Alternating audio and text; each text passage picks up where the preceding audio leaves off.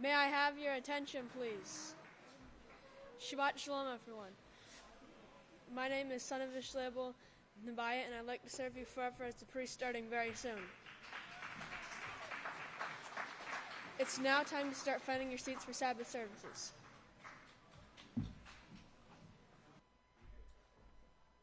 May I have your attention, please? Shabbat Shalom, everyone. My name is Son of Yahweh, Deacon Yahaqob, and I'd like to serve you forever as a priest starting very soon.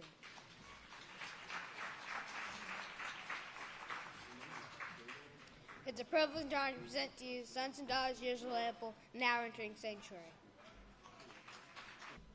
I have the privilege and honor to present to you Son of Yahweh Abel, Deacon Bill. Shabbat Shalom, everyone. You may be seated. May the peace of Yahweh be with each and every one of you.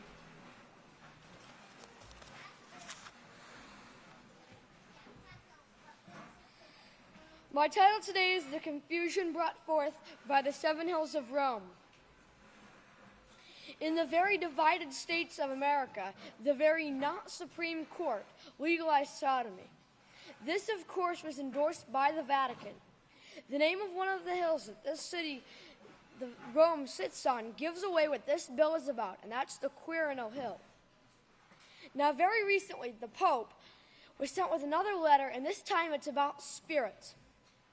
This attachment to the law makes one ignore the Holy Spirit. It does not allow the power of Christ's redemption to come forth with the Holy Spirit.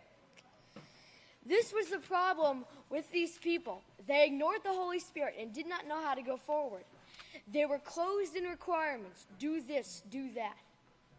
Well, if you turn to Isaiah 59,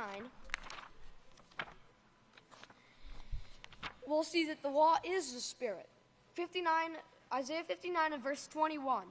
And as for me, this is the covenant with them, says Yahweh, my Spirit which is upon you, namely my laws.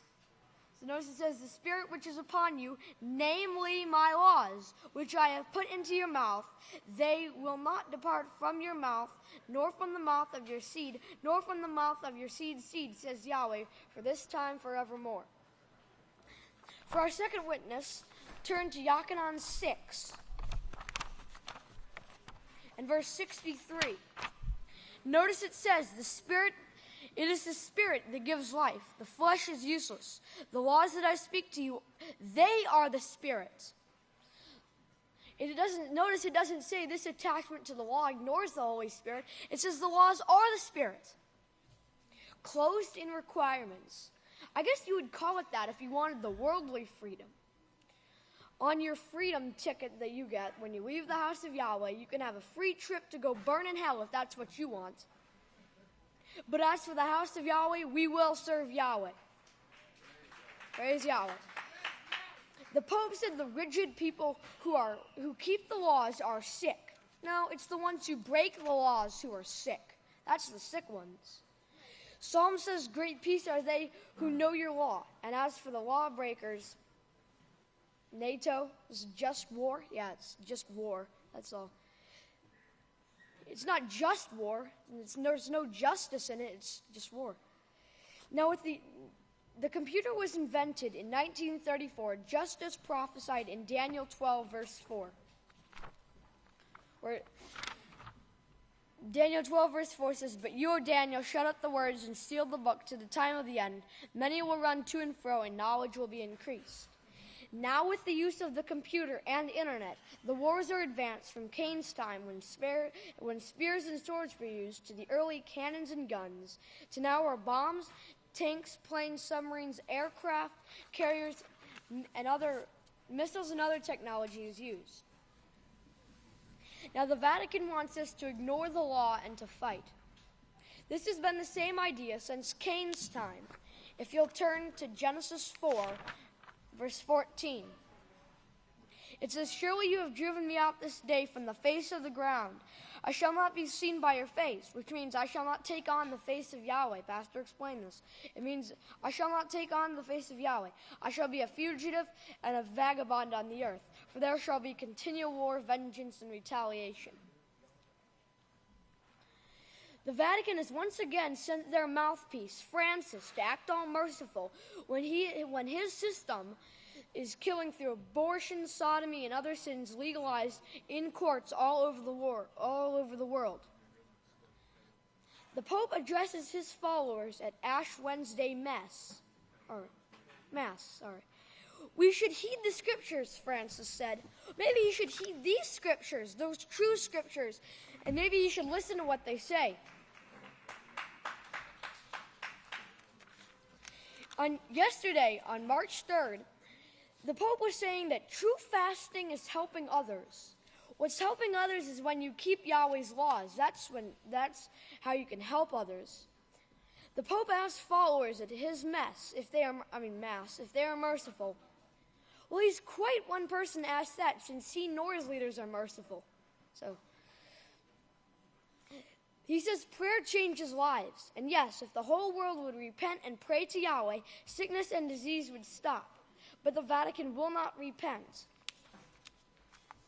If you'll turn to Matthew 24,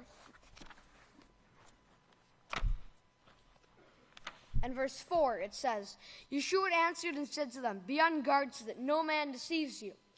That's be on guard that no pope deceives you. No person, for many will come against my name, saying, I am anointed to preach salvation, and will deceive many. Saying, oh, law keepers are sick. Turn to 1 Kepha 5.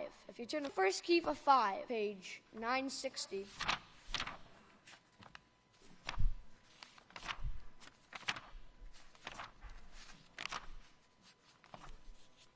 In verse 8 it says, Be sober, be vigilant, because your adversary, the devil, walks about like a roaring lion, seeking whom she may devour. In this world, ever since the apostles were killed, we saw wars.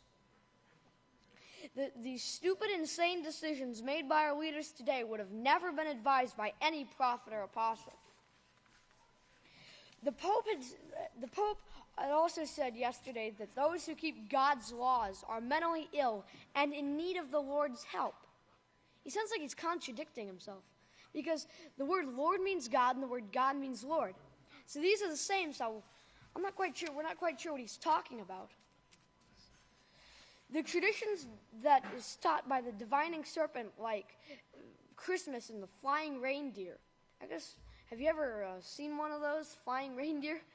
Didn't know they existed. If they've never been seen, how do they know they exist? I mean, this world is in trouble. So let us learn what to teach so we can teach what we've learned, so that we can teach the 2 billion the truth about Yahweh's laws. And with that, if you all please stand.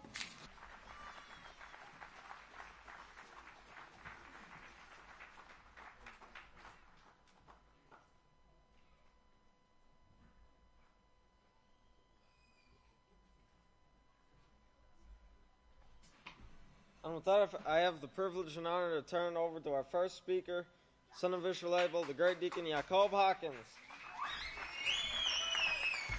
Shalom, everyone. Shabbat Shalom, everyone. You may be seated. May the peace of Yahweh be with each and every one of you. Now, today I'll be talking a little bit about the gathering that Yahweh has here at Abel. All right, and how Yahweh uses different people here and there to fulfill parts of his plan.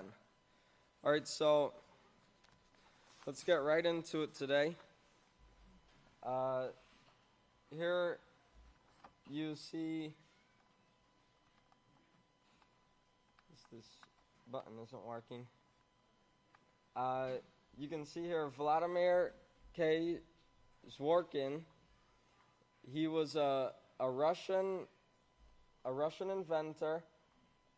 He was born here it says here July 29th, then it says Old Style, July 17th, 1888. Now, what does Old Style mean? Well, that's not just a coincidence. It's rare to see this in any of Wikipedia's articles, but that was the Russian date, July 17th of 1888. Now, what's so significant significant about July 17th? Well, let's look at July 17th in Strong's Hebrew. July 17th, 717, and it means to gather. All right, gather, gathered. And then 1888 was when radio waves were first discovered, which was brought out, and also they used radio waves to see when they first discovered the nebula. That was in 1888 as well. All right, and that was the woman who saw it in Scotland. It was in 1888. Now remember the waves in Scotland that was brought out with Pastor in the waves. I had a slide on it, but the pastor was in the waves, and the waves was showing the gathering. It was the gathering of people. They would see it, not only the physical waves that they saw Pastor on, but also the radio waves that led to the television. All right, so here on the second page of this article,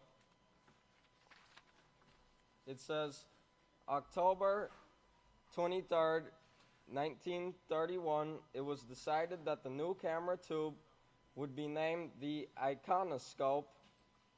The system was ready to be launched at the end of 1934. All right, so you see the iconoscope, which was part of the television. It was to be used, or they were building it for 1934.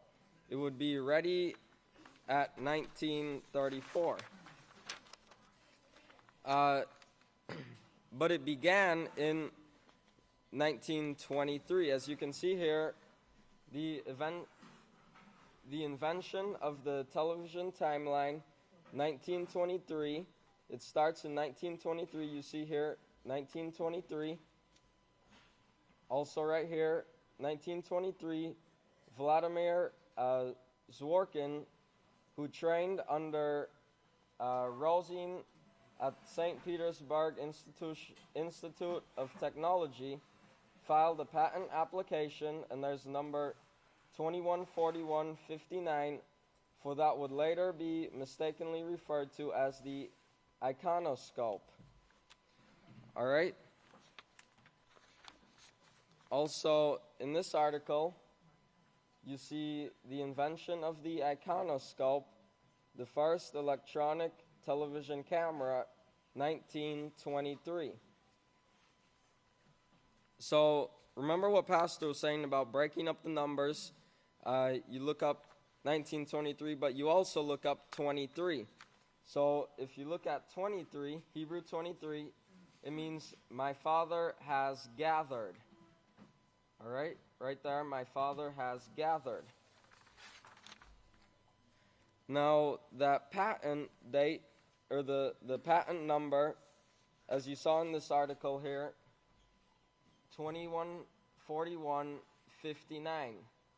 214159. That was the patent number. All right, and 2141 in the Hebrew, it means to be bright, to clean and pure. And then 2141 in the Greek, it means to prosper.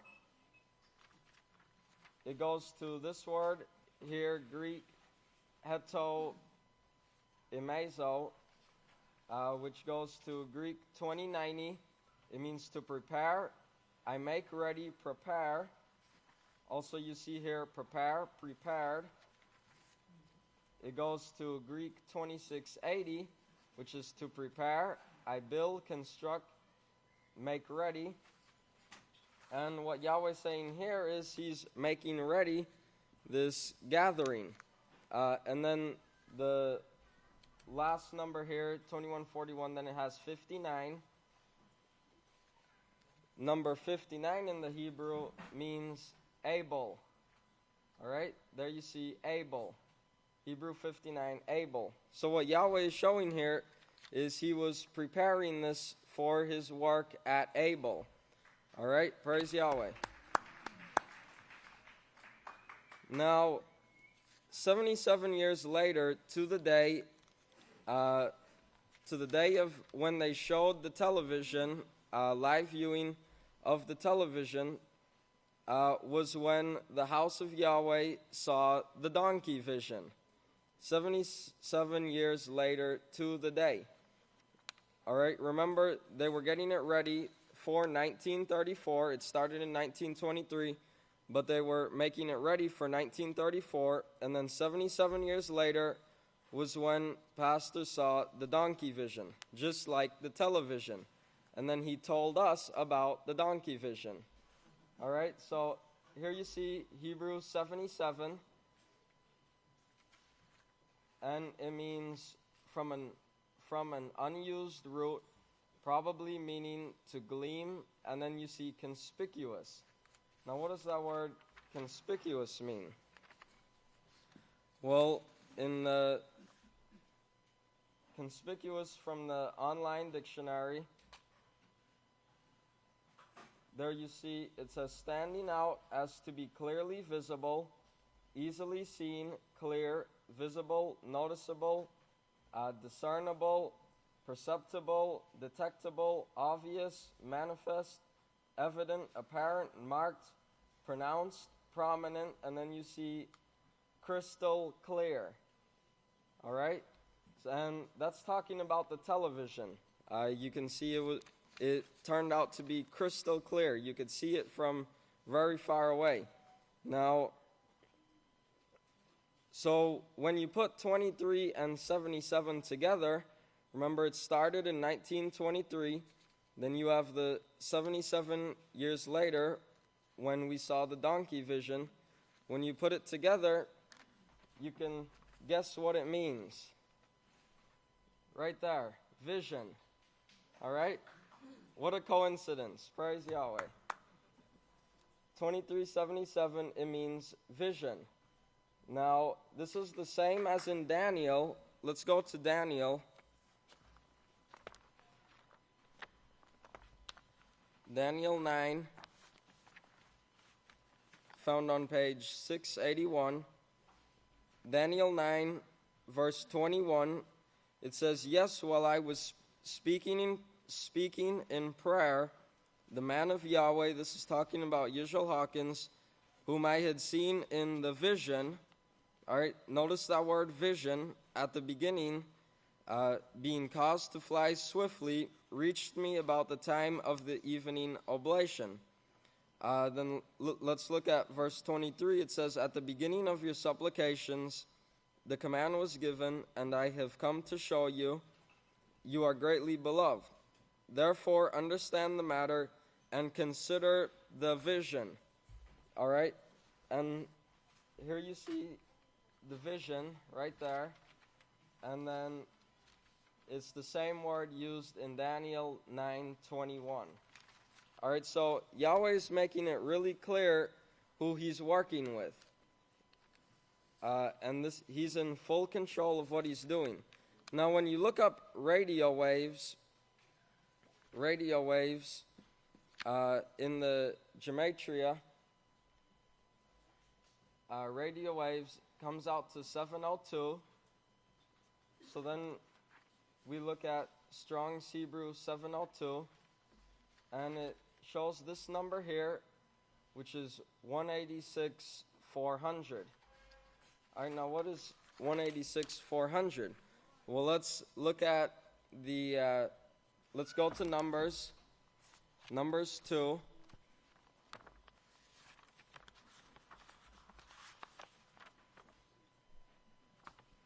Numbers 2 and verse 9, it says, "All the men assigned to the camp of Yada from the tribes of Yada, Issachar, and Zebulun numbered 186,400. These shall break camp and set out first." All right, so you see there the 186,400 from the tribe of Yada. And remember, Yada was the light bringer. Now, Well, what is 186,400? Well, if I could have my last slide, if it's working. 186,400 is how fast radio waves travel.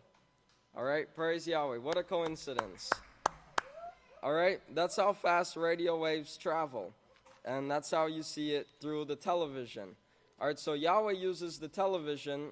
The world uses it for bad things, but Yahweh uses it for the gathering of his people in the work at Abel. All right, so that's all the time I have. If y'all please stand. I'll turn it over to the great Khan, Kiefer Hawkins.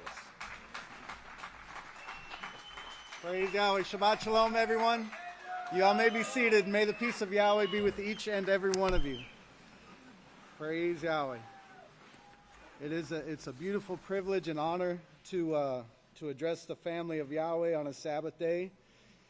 And the topic, that I'd like to speak about today is the plan of Yahweh. And the plan of Yahweh is unity. Remember that. The plan of Yahweh is unity. And the plan of Yahweh is perfect. Okay? So we must submit ourselves to Yahweh in everything that we do in order to be in unity with Him. And to guard and protect this way of life. The way of life that we learn when we come here to the great house of Yahweh. It's a foreign place to us when we first arrive, and we come here with joy and expectations. But everything that is done here in the great house of Yahweh is promoting and establishing unity, if we allow it in our lives. If we fight against it, we're not going to receive those blessings. But you can see this perfect way of life practiced and kept here at the great house of Yahweh. In Isaiah 2:3, you don't have to turn there, but I'm sure most of you remember it, that he says he will teach us of his ways and we will walk in his paths. We come here to learn his paths. We come here to learn of his ways. And we have to get rid of and break down all of our preconceived ideas of what that is and grasp hold of what Yahweh is truly offering us here in his house. Yahweh has given us the power, he has given us the power to overcome sin, and that's what he teaches us here. It's a choice. Everything that we do is a choice, and we're going to either show, that we are in unity with Yahweh, or we're going to show that we're in opposition to him by the choices that we make. So, when we let sin, when we let our guard down, be turning to 1 Corinthians 15, when we let our guard down, we let sin into the camp, and it begins to destroy that unity. All right? 1 Corinthians 15 on page 898. Let's look at verse 33. He says, "Do not be deceived. Bad company corrupts righteous character." And, the great deacon that spoke before me, he showed some of this potential bad company. He shows how Yahweh uses it, for the work in these last days. But, bad company, what is it? It could be in the palm of your hand at any given time. It makes us terribly upset to see these things in the hands of children. When you give children the internet or whatever on a phone, and it's not guarded, you understand what you're doing. You're opening the door for Satan to teach that child.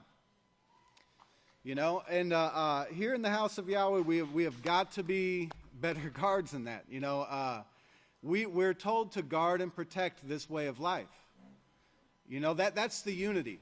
That's the unity. And remember that scripture, bad company will corrupt that righteous character. That righteous character is the unity that Yahweh wants us to have. All right, that's what he is. He's perfect unity. When we let our guard down, we can allow this thing into the camp. Now, that's just for starters, one of the things that is bad company.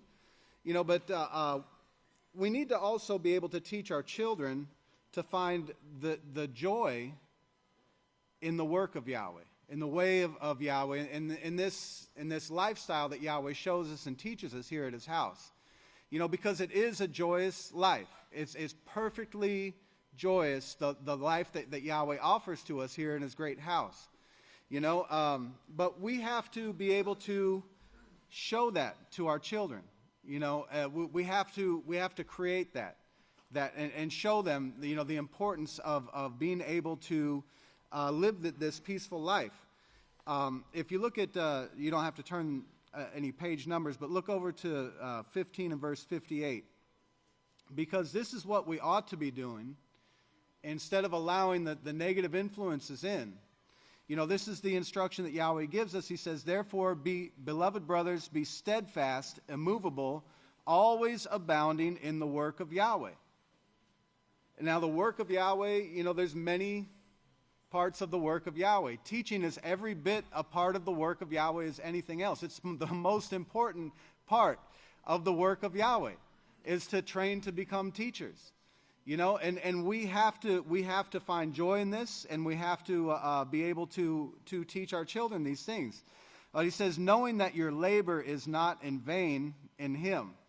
Now, everything in the world that the world offers is absolutely vanity. It's either going to be an oppression or a deception. But it looks desirable. Remember, way back in Genesis, it was shown that this way looks desirable. It can look very desirable. And of course, Yahweh has given us time to train us, to show us the truth. The truth is it may look desirable, but the end result is not quite so desirable. We have to know and understand that, and we should know and understand that here in the house of Yahweh.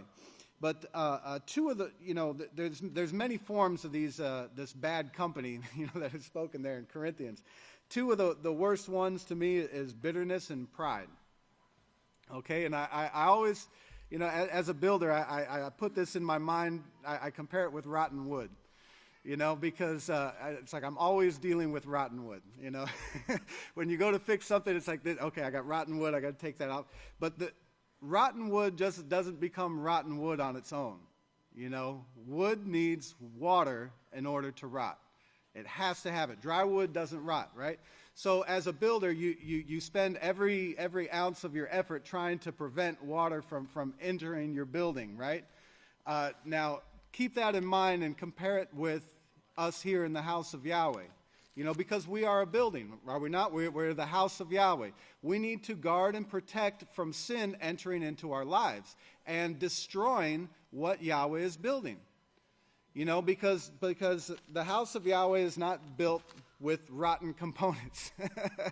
But it's just, to me, it's an easy way for me to remember it as I constantly look and try to avoid these things in building practices. I think that guarding your character, is a very easy thing to compare with that. But, the same way we need to keep pride out of this building, that we're in. We'll look at 1 Corinthians 5 here. And I know that, I'm not proud. I just know everything. It's not that I'm proud. I know more than you. So it's not a pride issue. It's a pride issue. What do we? It's funny when we talk about things like that and we say, I'm an expert. In the short period of life and time that Yahweh has given us to be alive, we couldn't possibly be a true expert in anything. Somebody asked me, "Are you a tree expert?" I said, there's over 100,000 different types of trees on the planet. And I don't even know all their names. So no, I can't say I'm an expert. And what would I tell Yahweh? Yahweh, you don't understand. I'm an expert. No, we have to really be on guard of this I know something attitude that comes up and interferes with us in the workplace, because what Yahweh is judging us on is not our great knowledge, but our ability to submit ourselves, our ability to humble ourselves, you know, and to come here and say, Yahweh, I don't know anything.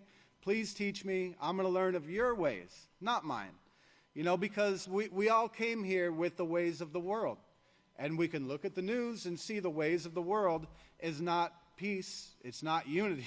It's not unity by any stretch of the imagination. Well, what about bitterness? What about bitterness now? Say, I'm not proud, but when we work together, we can sometimes step on each other's toes. I say sometimes, probably every day. You know, and we have to learn to cope with this. We have to learn to get over this and to deal with it according to the way that Yahweh has told us to deal with it. And of course, remember, the power over the sin is what? The law, right? So let's go back to the law. Let's look at Leviticus 19. Because Yahweh gives us clear instructions here, right? Leviticus 19, and look at verse 18. And he says, do not seek revenge, nor bear a grudge against one of your own people. Okay, so how often, you know, when you look up those words, look up the word grudge. You know, I won't get into all of it, but, you know, it's a feeling of ill will or resentment. So how often do we have a feeling of ill will or resentment towards one another? Normally the ones that we're around the most. You know, it's easy to get along with people we don't see every day. You know, but when we're working side by side day after day after day, you start to notice little things about that person, and why is this person like that, and why, you know, we're not in unity. What are you questioning? What are you saying? You know, what are we saying to Yahweh when we say those types of things? That Yahweh's failing? Yahweh's not failing. You know, we might fail from time to time, but the work of Yahweh is never going to fail. You know? But, so we have to be able to identify, you know, when these feelings, that's what the Peaceful Solution teaches us, to identify, you know, when these feelings come to our mind, to not feed them. You know, because that will lead to that rot that becomes worthless. It's not fit for anything. You can't take a piece of rotten wood and build out of it, right? It's not fit for anything. Well, that's how we become when we store up grudges, when we store up hatred in our heart towards one another. You know, when we seek counseling, the counseling shouldn't be, I need counseling because of this guy that I work with, or the woman, or whoever. It should be about ourselves, right? How do I deal with these situations? You know, we don't come to Yahweh to learn to you know, fix. You know, I'm okay, but this guy I work with, he's the problem. No, that's if you have that attitude, you understand. You already should understand that's the problem. All right, so we could stop it there and seek counsel. You know, because that's what the kingdom of Yahweh is set up to do, is to provide the help that we need to overcome sin. You know, and then once we do it, then we turn around and we become those teachers to others. And it's a beautiful plan. That's why I say, you know, the plan of Yahweh is unity. It's perfect, and it's working, and we need to continue to allow it to work in our lives. You know, and it takes place every day, day in, day out, with every decision that we make. But let's look at 1 Corinthians 12 real quick. 1 Corinthians 12, found on page 896. 1 Corinthians 12, and look at verse 25. He says, that there should be no schism, that is division or split in the body, but that the members should have the same care for one another. And that care is essential. You know, you have to have that care. Remember, Yahshua was moved with compassion. You know, we have to have each other's needs in our interests. And that's what the work of Yahweh teaches. As we do it day in and day out, the very work that we all do is done for the benefit and the care of others. It's to provide for others, is it not? Praise Yahweh. So in verse 26, he says, and if one member suffers, all members suffer with it. Or if one member is honored, then all members rejoice with it. You know, we don't get jealous of one another because one is, might be honored, but we rejoice in that honor. You know, that is a true family. And that's what we're learning here in the House of Yahweh, is to become a true unit, a true family, the way that Yahweh created us to be. Now, you are the body of Messiah and the members in particular. So with that, let's look back to Zechariah 14, because I asked the question, is Yahweh going to fail? Remember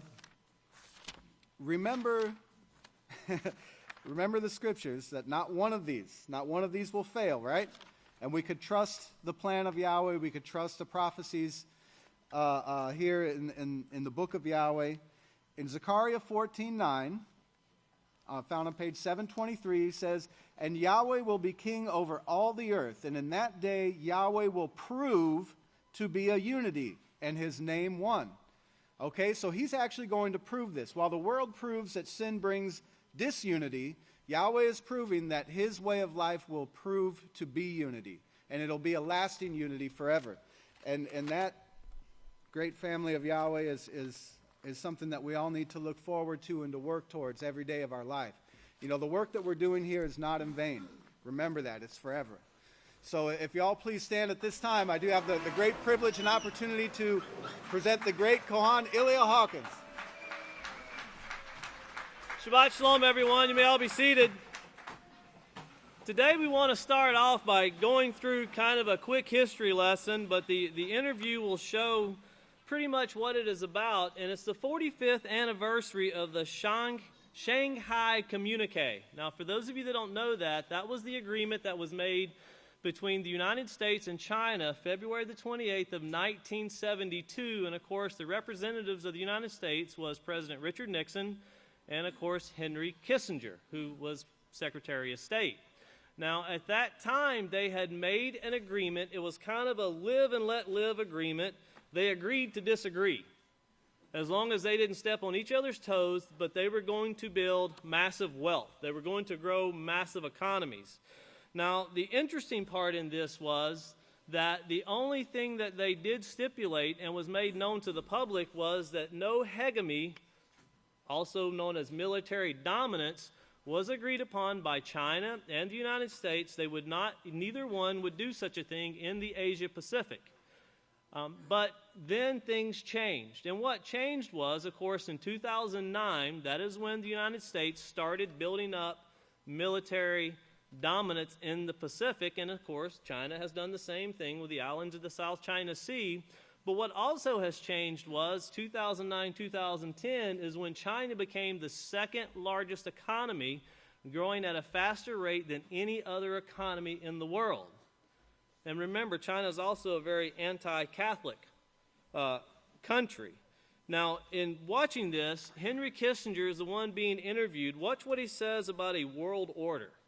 Listen carefully to what he says about our time in history and a world order. And then we go off to the Philippines, and of course, this is about a certain kind of misconduct by Catholic priests in the Philippines. They say sodomy and pedophilia is at an all-time high. The interesting thing is there are some Catholic priests there. They are taking what, they don't call them wives, they call them life partners, and they're having children. The Catholic Church is condemning them for it. But not one Catholic priest to this day has been charged, and it's stuck with them for pedophilia or the inappropriate behaviors with youth, both boys and girls. Also, a very important thing to remember is when they're talking to one of the counselors, listen to what she says. Last week, Pastor said you have to understand who rules the kings of the earth. And she goes on to say that the Catholic Church is not just a religious power, but it is a very powerful political power. Not even governments can touch it, because they rule the kings that rule the governments. Listen to all of these things and how they come out. And all it does is back up what Pastor's been bringing for years, showing who's ruling the kings of the earth, the religions of the earth. And then, of course, in Calais, that is where the refugees have been fleeing in France. they have found a new way to deal with them. They actually just passed a law. It is illegal to feed an immigrant now. So their goal is to starve them until they can push them out. Give them no food, let them go somewhere else. And that's the way they're being treated. And then, of course, Bill Gates. Remember, we had Pastor brought out about this meeting that was going to take place on depopulation. They were going to be speaking at the Vatican.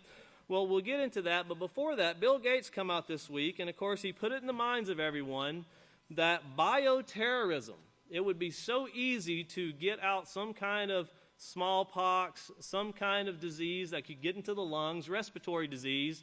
You could kill 30 million people quickly. But if that occurs, it's terrorist. And then we go into the speech by Paul Ehrlich.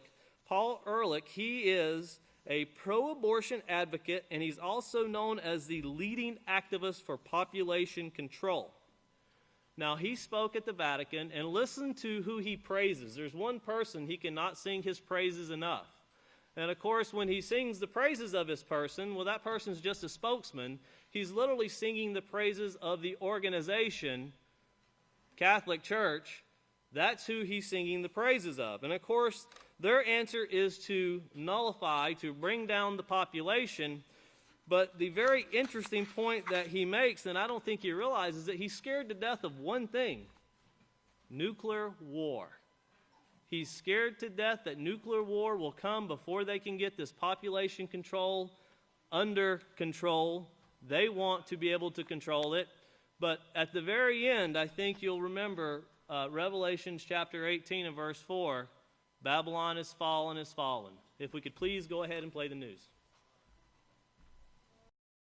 Pay close attention. What you're about to see is Bible prophecy being fulfilled.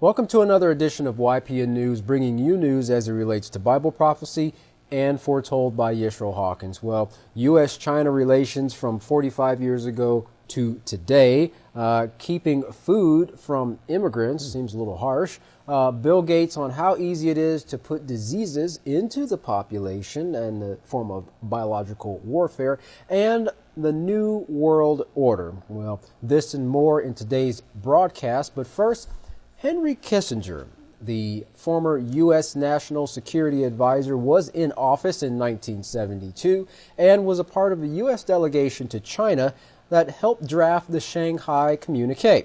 Well, 50 years later, how has the relations between the United States and China changed? Well, pay close attention to this interview with CGTV's The Heat and former National Security Advisor Henry Kissinger. This year marks the 45th anniversary of the signing of the Shanghai Communique. You are very much involved in negotiation and the drafting of it. Now looking back, how significant is this piece of document in bringing U.S.-China relationship to where it is today? The Shanghai Communique was the decisive expression of the new relationship. It stated the objective of cooperation. In it, the United States affirmed and accepted the principle of one China, and China indicated its desire for progress in our relationship on the basis of negotiation. So it was the formal expression of the new relationship. But we know it was not easy to get to where you got. I mean, in the run-up to the signing of the document, there were domestic politics on both sides. You were at the height of the Cold War, but still you and the Chinese leadership made it happen. Any lessons and experiences that you think this current U.S. administration can learn from? Well, the leaders of both sides decided that conflict between China and the United States would be a disaster for both people and would be unfortunate for the rest of the world. And in the current situation, these principles are, if anything, even stronger. In the current situation, these principles are, if anything, even stronger. I think it is essential for China and the United States to think of each other as potential partners, not as potential adversaries, and to solve their disputes on the basis of long-term cooperation. If we do not do this, the whole world will be divided, and other countries will be tempted to take advantage of that situation. And with modern technology and with the needs of the populations on both sides, it is essential that cooperation is the basic principle. It is essential that cooperation is the basic principle. That was true 45 years ago. It is in many respects even more true today. President Trump said he would impose tariffs on Chinese goods up to 45%, named China a currency manipulator. And if you look at his picks for commerce, treasury secretaries, senior staffers, advisors, he may very well do that. What would be the consequences, in your opinion? One can expect that people like myself and those leading Americans who for 8 administrations have pursued a common policy will continue to believe in those principles and will continue to advocate them. And I think in the end, President Trump will also follow comparable principles, that people like myself and those leading Americans who for 8 administrations have pursued a common policy will continue to believe in those principles and will continue to advocate them. And I think in the end, President Trump will also follow comparable principles. But President Trump is surrounded by people like Steve Bannon, who said a few months ago that U.S. and China, quote, are going to a war in South China Sea, and there's no doubt about it. I mean, Steve Bannon sits in the Council of National Security. I think a war between China and the United States would be a misfortune for the peoples of both countries and for the peoples of the world. So I do not believe that we can build our policy on the expectation of confrontation with China, nor should China do it on its side. And so many things are said in domestic debates. The basic principles should be maintained. Mm-hmm. And then I don't want to talk about domestic politics, but in President Trump's inauguration speech, he emphasized America first, the merit of protectionism, where President Xi, a week later at Davos, stressed the importance of open and free trade and strengthening of globalization. Do you see this as somehow a shift in the balance of power in terms of global leadership? For the first time in history, the different continents can now participate in creating an international order. For the first time in history, the different continents can now participate in creating an international order. For the first time in history, the different continents can now participate in creating an international order. That has never happened before. So President Trump I stated his views in his inaugural address. President Xi put forward a global view. I believe we will wind up with an agreement on international order, will wind up with an agreement on international order, and we will not focus so much on what individuals have said at particular intervals. I have had the honor of meeting President Trump on several occasions, and I have every hope that the objectives that I described will find their way into the ultimate American policy. Well, Katan, I can see why people are now worried with the Trump administration there, why they're worried about that agreement, whether or not it's going to be kept. So we'll have to see. Yeah.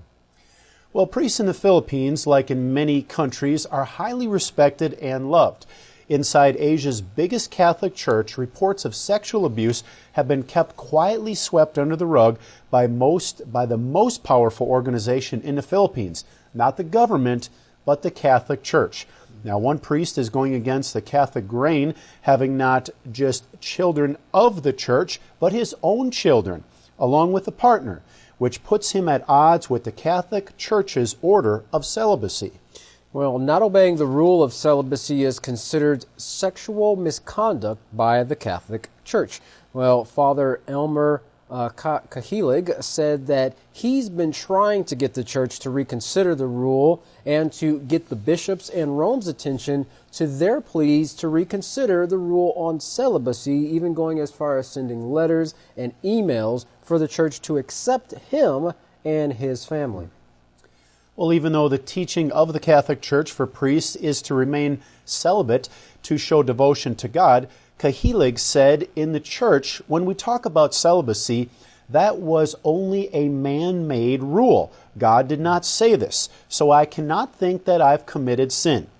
But senior church officials condemn 3 priests in the same situation as disgraceful renegades, and that they're outside of the church and that the church can't do anything about them.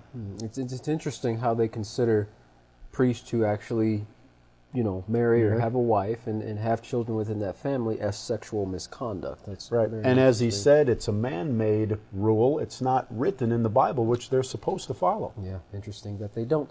Well, Catholic Archbishop Oscar Cruz, who heads the National Tribunal of Appeals, said that church senior officials are sometimes slow to punish the, he said, 1 in 5 priests who say that they have fathered children. Well, Cruz said that these cases are becoming more and more likely, along with cases of sexual abuses of children by priests. He handles up to 60 cases at a time, but says that this is just the tip of the iceberg, as, of course, bishops can investigate cases or abuse cases within their own jurisdiction and don't have to even bring it to the tribunal. There are 82 jurisdictions in the Philippines. He said if all the cases were sent to him, he would drown. Cruz said in regards to the long-standing abuse, gone are the days when you can just close your eyes and plug your ears, referring to the bishops there. They can't do that anymore, as if nothing is happening. Now, cases of abuse are on the rise because people are also denouncing the errancy of priests, along with more reports on pedophilia and homosexuality. Well, Father Jamie Akakoso of the Canon Law Society of the Philippines said of investigations being mishandled by the Catholic Church that, well, yes, those investigations weren't handled well, and problems continue to fester, and priests continue to be there, meaning that they continue in the ministry and also in positions of abusers. Well, how the church handles these matters is very important because, well, no one outside the Catholic Church scrutinizes it, including the government. Well, the church is so powerful in the Philippines it even toppled 2 presidents and lobbied against government policies. Over 80% of the people follow the church. In fact, in 2014, a 15-year-old choir girl reported sexual abuse at her local church to the police, but her God-fearing family forced her to drop the case. As a result, the priest beat the girl, telling her that what she did by going and reporting it to the police was wrong. She said she was treated like a dog and given $150 to keep quiet about the abuse, which, by the way, to a poor farm girl, that is considered a fortune. Yeah, and it's sad, you know, when people actually are trying to look up to these men and leaders as moral authorities, people that they can go to, that they're actually being taken advantage of them by them. Well, one woman, Marian Aldia, a former nun who helps church abuse victims, said that cases as young as 6 have been reported to her, but a lot of these cases don't get reported because of fear of being cursed, and people think they're actually going to be cursed by God. She said the church is not just a religious institution, but it's also a political institution. The power of the church is so big, you can never really pursue these things because, as she said, you will never win. Well, YPN News has been following the migrant crisis across Europe. In Calais, France, there has been an uprooting of migrants from the so-called Calais jungle. Now, Larry McGee is reporting on this story. Larry, what has become of the migrants that who settled down in these new areas, and how is the government treating them at this point? In response to the flood of refugees seeking passage through and residence within France, the mayor of Calais is opting to employ starvation as a weapon, having recently issued a municipal ban on food banks for incoming refugees. The city's head asserts that the measure is an essential part of restoring order in the city. Mayor Bocard says she took the decision to make sure that no permanent base or squat is created around Calais. Analysts say the move is intended to prevent the reemergence of so-called jungle camps, citing a previous settlement that had developed into a tent city with approximately 10,000 people with its own economy, restaurants, and beauticians. Amid heavy controversy and opposition, the camp was ultimately demolished, igniting clashes between large groups of refugees and local authorities. Many migrants are merely passing through, hoping to land ultimately in places like Britain, but reports are that French authorities are under pressure to show that they are cracking down. The city of Calais is thought to be one of the poor areas of France, and the problem is, analysts say, that refugees just keep on coming. For IPN News, I'm Larry McGee. Katan Jeff, back to you. Well, if they already haven't, they're definitely going to have a major humanitarian crisis on their hands with holding food back from the people, including the women and children as well. Sad. Well, Bill Gates says it's time to redirect some of the world's military spending to prepare for an ever-increasing threat, terrorists with pathogens. That's right. He's making the claim that bioterrorism is as dangerous a threat to humanity as nuclear war and climate change. Well, in a speech at the Munich Security Conference in Germany this past month, Gates pushed the need for investment in new vaccine technology, medical research, and preparedness for bioterrorist attacks. In his speech, he said, quote, "We also face a new threat that the next epidemic has good chance of originating on a computer screen of terrorists intent on using genetic engineering to create a synthetic version of the smallpox virus or contagious and highly deadly strain of flu." So at this point, he said that we ignore the strong link between house security and international security at our peril. Well, continuing, he went on to say, whether it occurs by the quirk of nature or at the hand of a terrorist, epidemiologists show through their models that a respiratory spread pathogen would kill more than 30 million people in less than a year. Well, the billionaire who co-founded the Microsoft company turned philanthropist in 2008, he also invested heavily in health initiatives around the globe. Well, we turn now to another man who has been outspoken on his views for the world since his controversial book, The Population Bomb, came out in 1968. That man is Paul Ehrlich, now 84, but still contributing to the discussion on what may cause the extinction of the world's population. Yes, an American biologist, Ehrlich is of Jewish descent, who growing up saw the invention of a television, computer, and the nuclear bomb. While he still believes the Earth cannot support its ever-growing population, well, he warns that the call to increase spending on a bigger nuclear arsenal is the biggest threat to the extinction of the planet. Well, let's listen to some of the recent comments that he made. So, very, very important, and I'm pleased to say that one of the best statements on the ethical issues came from Pope Francis. If I can quote from Laudatia Si, it's probably I mispronounced it.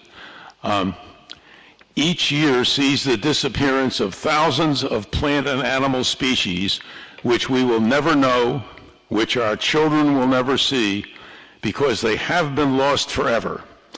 The great majority become extinct for reasons related to human activity. Because of us, thousands of species will no longer give glory to God by their very existence, nor convey their message to us. We have no such right, and I would say, amen. The causes of extinction are clear. I always insist on bringing up a potential cause of extinction that is not getting enough attention right now. In fact, when the Trump administration came in, Environmental Health Sciences asked me to write an article about what we should be doing. And the first thing I said was not stopping extinctions, for instance. It was to get something done about the nuclear weapons situation, because if we continue, the U.S. this is a place where the U.S. has been particularly bad, including Hillary Clinton, but although Trump has recently announced that we are going to build a lot more nuclear weapons so we can be top of the pack there. I have to tell you that John Holdren and I, John is Anna, my closest friend probably, John and Sherry, he was Obama's science advisor. About 50 years ago, when we were drunk and we were doing some calculations on nuclear weapons, we decided it would take to wipe out the United States as a functional entity about 12 Hiroshima-sized bombs, and to get rid of Russia it would only take 10 or 11. Because all you have to do, you see, besides knocking out the electric grid, is hit the main transport centers, and then everybody starves to death. And it turned out that Russia's system had fewer nodes you had to hit than the U.S. And of course, we got thousands pointed at them now, many of them in silos in North America particularly, where they're extremely dangerous, easily accidentally launched, easily accidentally launched, and we've had many close calls. And if you think biodiversity is going to last into its present state through a large-scale nuclear war, or even a small one between India and Pakistan, for example, which has been studied, you're wrong. It's going to be a disaster, not just for Homo sapiens, but for biodiversity. And in this case, of all the possible sources of collapse, a large-scale nuclear war is the one where it's hardest to see any kind of a recovery. So I have to say that on top of all this, we have been overusing the atmosphere as a sink for greenhouse gases. And there, I have to say, the person in the world who has done more to initiate work to get it changed has been Pope Francis. It's one of the biggest threats that humanity faces, and I think his coming out on it was maybe the most important single thing that anybody has done so far to move in the right direction on climate change. One of the reasons I tend to be pessimistic about the state of the world is the growth mania that afflicts our society. I think every colleague that'll speak to me, and there's a few anyway, agrees that you can't grow forever on a finite planet, that the biggest problem we face is continual expansion of the human enterprise. You know, I would love to see hundreds of trillions of human beings live over the next few million years, rather than see if we can cram 11 billion in by 2110 and then let the whole thing go down the drain. A lot of us have been looking at the issue of how do we soften the collapse. I'm convinced, and some of my colleagues are too, we're already in a societal collapse. We are looking at issues of how you soften the collapse, and the really tricky part, and the part where I think it ties to the stories we ought to tell and what we ought to be thinking about and the things we ought to tell the kids, is not just how you soften the collapse, and we hope by discussing that we might even avoid the full collapse, the full collapse, the full collapse, the full collapse, the full collapse, the full collapse. Well, some interesting comments by Mr. Paul Ehrlich, especially the points where he said how these nuclear weapons could be accidentally launched. Of course, that's been in the news here recently, and people are concerned about that because once they're launched, you can't reach out there and pull them back. Yep. And of course, that's going to trigger the launch from other nations where they're pointed. But also when he mentioned this, the collapse of society, how they see it coming, but they're just hoping to soften it. Yeah. They see the collapse, but they want to soften the blow. That's right. Well, more and more people are beginning to see that the direction the world is heading is pretty bleak. Yisrayl Hawkins has explained the Bible prophecies that speak of our very time period and how after these nuclear wars, there will be few men left. Well, don't get caught up in this collapse. Contact the House of Yahweh today and find out what you can do to protect yourself and your family. When you contact the House of Yahweh, don't forget to request your free copies of the monthly newsletter and the Prophetic Word magazine. To contact the House of Yahweh, you can write them at the House of Yahweh, P.O. Box 2498, Abilene, Texas 79604. You can call them at 1-800-613-9494. You can visit them on any of their websites at www.yahweh.com, www.yisraelhawkins.com, www.yahwehsbranch.com. You can also visit our website at www.ypnnews.com. And to email the House of Yahweh, you can email them at info@yahweh.com. And for all calls outside the United States, please dial the number on your screen. And of course, don't forget the latest and of course the best resources to Bible study, the Yisrael Says and the Ask Yisrael program. You can find those by going to www.yisraelsays.com and www.askyisrael.com. Well, before we turn it over to Yisrayl Hawkins, we'd like to remind our viewers of a few very special events coming up at the House of Yahweh, Yahshua's Memorial and the Feast of Unleavened Bread. Now, the Feast of Unleavened Bread is tentatively set for April 10th through 18th. That's contingent upon the sighting of the first new moon. So plan now to make your preparations to attend the feast at the House of Yahweh. And if you are serious and would like to attend one of Yahweh's feasts, then contact the House of Yahweh and register early to reserve your place. Well, from all of us here at YPN News, I'm Jeffrey Heimerman. And I'm Katan Alexander. Thanks for watching.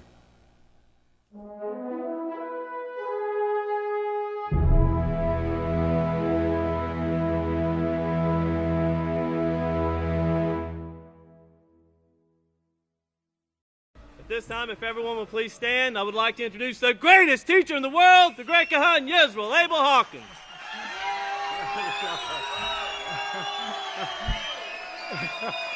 Hey, Lord, you got a crowd. Look at this. Yahweh, you see this? The great gathering. Praise Yahweh. You may be seated. You may be seated. May the peace of Yahweh be with each and every one of you. I was loaded down with articles here this morning, and I want to get into this rather quickly. I wanted to ask you first, have you heard any rumors or gossip this week? Any rumors? Anybody hear any? What about food? Rumors about... Okay, great. I told an elder last night, I was explaining to him you know how this is scriptural. I said, Daniel 12:1-4, Yahweh shows us the television. Now, I showed you earlier where the phone was actually mentioned for this generation, the telephone. And then you have Yahshua, who warned his disciples, don't bother this woman. You know, I've got her on a special mission. So with that, Yahweh gives to us, if you want to spread a rumor, you got television, you got the telephone, and you get it? Tell a woman.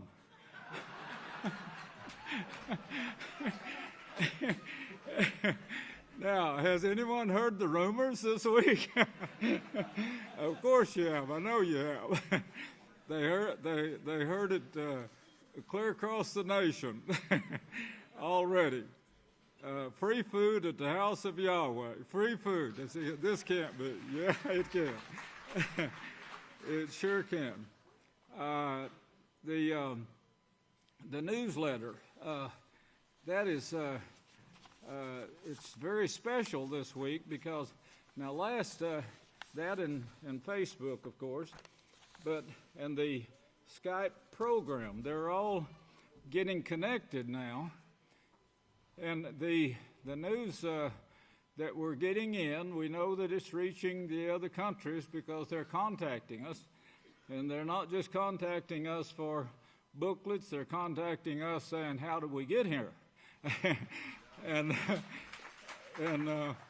of course, when you're in Japan,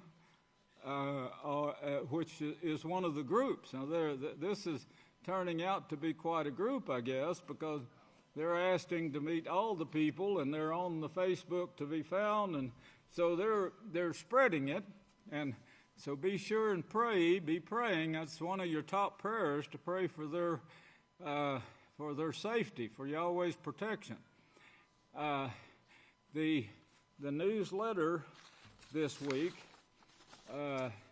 has not only reached Japan, but we have all these movements going on in the different nations now that is showing forth this great gathering that our great Deacon Yahaqob brought out this morning, some of it on this. Praise Yahweh. Looks like quite a few crowds of gathering taking place in those nations. Of course, the newsletter, it's reaching these countries too. World events are lined up with biblical prophecy, says Yisrayl Hawkins, a new post this week, and that was up to 62,000 a while ago. That was at 6 a.m., I believe, maybe 6:30, somewhere between those two. If I could get an update on that, I would appreciate it. The newsletter is going out to all the news companies, and they're printing it. The sprinkling, this feast. Now, this is going to be on Yahshua's memorial, and it's going to be kind of special. But I'm thinking we really need that sprinkling. There's death throughout the whole world now, including America. And I guess from what President Trump said, it's being hidden from the news media, or at least the news media is not reporting it. But you need that sprinkling. It'll be done in a new way, this feast. It'll be worked out to where the Kohans and Kohanas can get sprinkled first right after Yahshua's memorial, and then they will get to the door entrances and sprinkle everyone as they leave. But we need to make sure that everyone that comes here does get sprinkled. Now that's at Yahshua's memorial. You need it, so keep that in mind.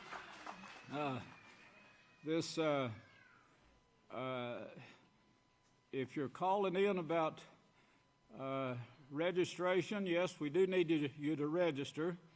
That registration has been wiped out. That is to pay for it.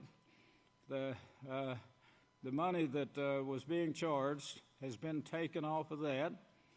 So the registration is free, but we still need you to register. The meals are free this feast, going to be. That's 3 meals a day. Is going to be furnished anyway. If you'll cooperate and get us get your registration in, we need to. The cooks tell me that we need to know the number of people in the family, the ages, and so forth, in order to know how much food to cook during the Passover feast. The Passover is just 5 weeks off. It's really close.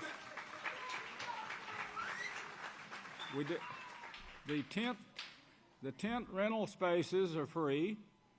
If you're wanting electricity, you'll have to pay for that, they said, and that will come with your lot, whichever one you choose. If you're wanting electricity and sewage, you need to let us know that ahead of time. And there's also rentals. I have nothing to do with rentals anymore, praise Yahweh. That's been taken off of me. But you need to contact the office, and they can tell you who owns rental trailers and houses, and who to contact to get them, the electric, gas, and so forth. Just get registered, and get the information to the cooks. Man, that was fast, wasn't it? Okay, it went from 60,000 to 67,000. That's over 1,000 an hour. Praise Yahweh. That is wonderful. I keep thinking of that scripture. It's in Luke 12, I know, but it's where Yahshua said that, and you can expect this, he says, I'm going to come out and serve you. Let's see if we can find that. I know it's in Luke, the 12th chapter, and I think I got it marked. Luke 12. Yahshua, our high priest. Oh yeah, here it is. 35. Let your belts be fastened around your waist. Now, if you remember, and I'll be tying this in with, of course, I have in the newsletter some, but this is talking about the great gathering that took place in Egypt, and we really need to understand that too, which I'll be hopefully bring some more on it during the feast. But he's referring to that as a time of haste, not like we're going to have a hasty move from this protected place, but certainly getting to this place should be looked forward to with earnest and put some zeal into it to get here. This is taking place right now. And then he says, but that refers like to chapter 12 in Exodus. You got, remember 12, Luke and 12 and Exodus 12. You can tie the two together. And that's what he was doing here when he mentioned this, and that's what Moshe told the children of Israel at that time when he was telling them, get ready for this. Don't wait till the last minute. And it wasn't like they started packing after midnight to go. It was like they started packing a month before, or 2 months before, or maybe 6 months before, and getting ready, planning to make this long trip that on foot with donkeys, camels, and mules and horses. And then verse 37, blessed are the, well, let's read 36. May you yourselves be like men who wait for their ruler.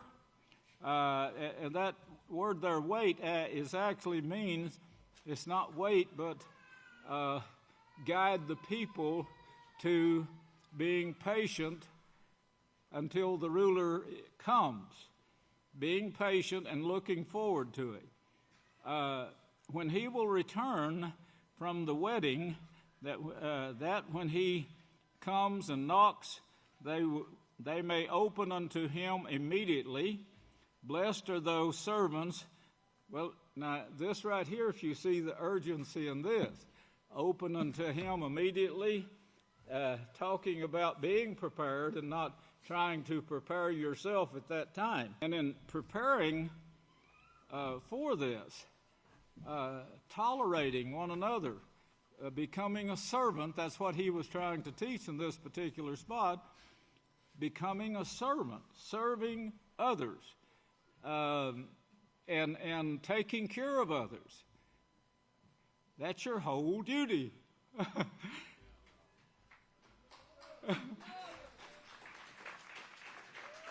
And you might remember that the food that you eat, someone had to cook it. Someone had to gather it. Someone had to plant it. Someone had to prepare the ground. That's all going on right here in the house. The beef you eat, someone had to butcher it. And you know what is required here for the meat, it has to be kosher killed. It has to be butchered in a certain way. It has to be handled, and certain portions of it taken out that can't be used. And all of that, you train for that. It took a long time to train people to do this correctly, but it's being done correctly. Well, here he's talking about the same urgency and comparing it with the going out of Egypt, which took a long time. Moshe not only argued with Pharaoh, he also had to teach these people what was going to be done and how it was going to be done, where they were going to go, what they were going to receive from Yahweh, not the gods, but from Yahweh. That's a big lesson in itself, you know, trying to get people to understand that the gods have no power. The gods are evil, like Genesis 3:5 tells you in no uncertain terms. Don't eat that food from the gods. If you do, you're going to get sick. You're going to start dying. Your brain is going to start rotting and so forth. Well, all that was being taught by Moshe to these people who were Catholics, meaning God worship. Christian, Egyptian Catholics. Catholic means God worshipers. Means universal. They worship all the gods of the universe. And Yahshua was referring to that, and then he says in verse 37, blessed are those servants. Now, see, there's more than one. It's not just the branch, but it's a seed, an offspring of the branch in this time period. That's what Yahweh shows. Those servants, he's speaking of you, the house of Yahweh. Blessed are those servants whom the ruler, when he comes, that's at his coming. There is no other house besides us. We're getting people ready to come here now to the protected place. This is the protected place. So those servants, speaking of you sitting right here in front of me, yes, those servants are going to bring a great gathering here. Have in mind, we've got to serve these people. Giving them their meat in due season. and their allotted portions of food. Blessed are those servants whom the ruler, when he comes, will find watching. Truly I say to you, that this is Yahshua, he will fasten his belt, speaking also, like he did in verse 35, to be a servant. Those people couldn't have made it if they hadn't have learned a vital lesson to take care of one another. Even the butchering of the lamb that night, referring to Yahshua, in this time period. This is the real lamb this is the real lamb that we're dealing with here, the Lamb Yahshua Messiah. But he's referring it back to this hasty time when Moshe was trying to prepare a group of people to come out of Egypt, not cut themselves off from Yahweh, where they wouldn't have his protection, where they could walk through a sea of water on dry land. You know, these things are going to be more spectacular in this time period because Satan has nuclear bombs, not just swords and shields. She has nuclear bombs, yet Yahweh says he's going to protect you who prepare yourselves. You ought to look up every word. I don't have time to just go to every word, but you could look up these words. I mean, when you're wasting your time and you think you have nothing to do, you could come here and take your concordance. That will help you some. Take your concordance and start looking up every word in this sentence, and you'll be surprised how much you'll see in this one chapter right here in Luke 12, and comparing it with Exodus 12. Well, and Deuteronomy 12. There's other books besides that speak of this same thing that Yahshua is referring to, but Deuteronomy 12. And Yahshua said in Matthew 6:33, also referring to this same thing, seek first the kingdom of Yahweh. That's what you're doing when you're here practicing keeping Yahweh's laws. You're practicing to serve one another, not to argue and fight, but to serve one another. Someone was saying they found out how I was misused and taken advantage of. And I said, well, one thing about it for sure, they can't say that I took advantage of them. They can't say that I harmed them in any way. And I turned the other cheek. They had the opportunity to do it twice, and more than that if they wanted to. Well, it says, blessed are those servants. So get all that in your mind, because it means everything that I've spoken of and more, getting yourself ready. But fasten your belt. That goes with the apostles' writings of putting on the breastplate, the belt of holiness, where you won't slip, where you can do your work. Well, that the ruler, when he comes, will find watching himself and others, guarding. Truly I say to you, it wasn't out like he was out there of a night looking up in the sky waiting for Yahshua. It's watching the people, watching the house. Guard and keep. He said this to Adam. Here's my laws. Guard and keep them, he says.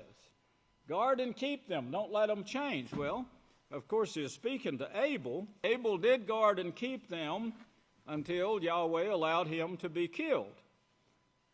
This is a great lesson. Our high priest now will never die. Yahshua will never die. And I want to get to the point here to show you how important this is. But if you just stop to think about it, you know, when a priest died, when a high priest died, lesser people took their place. In fact, devil worshipers, God worshipers took their place. And of course, they pushed in their way. And they took the house of Yahweh by force and violence. That's what Yahshua told you. So, when the righteous are taken away, no one notices it, but Yahweh is noticing it. And this house of Yahweh is special. And of course, the high priest is very special. You're special. He's showing you that he's going to protect you because he's got to work for every one of you here. So Yahshua is saying to them, get yourselves ready here, watching. Truly I say to you, he will fasten his belt and have them sit down to eat, and will come out and serve them. This is Yahshua, our high priest.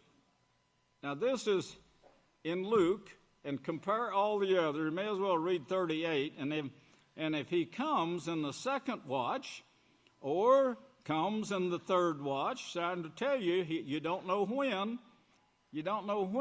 what portion was you in?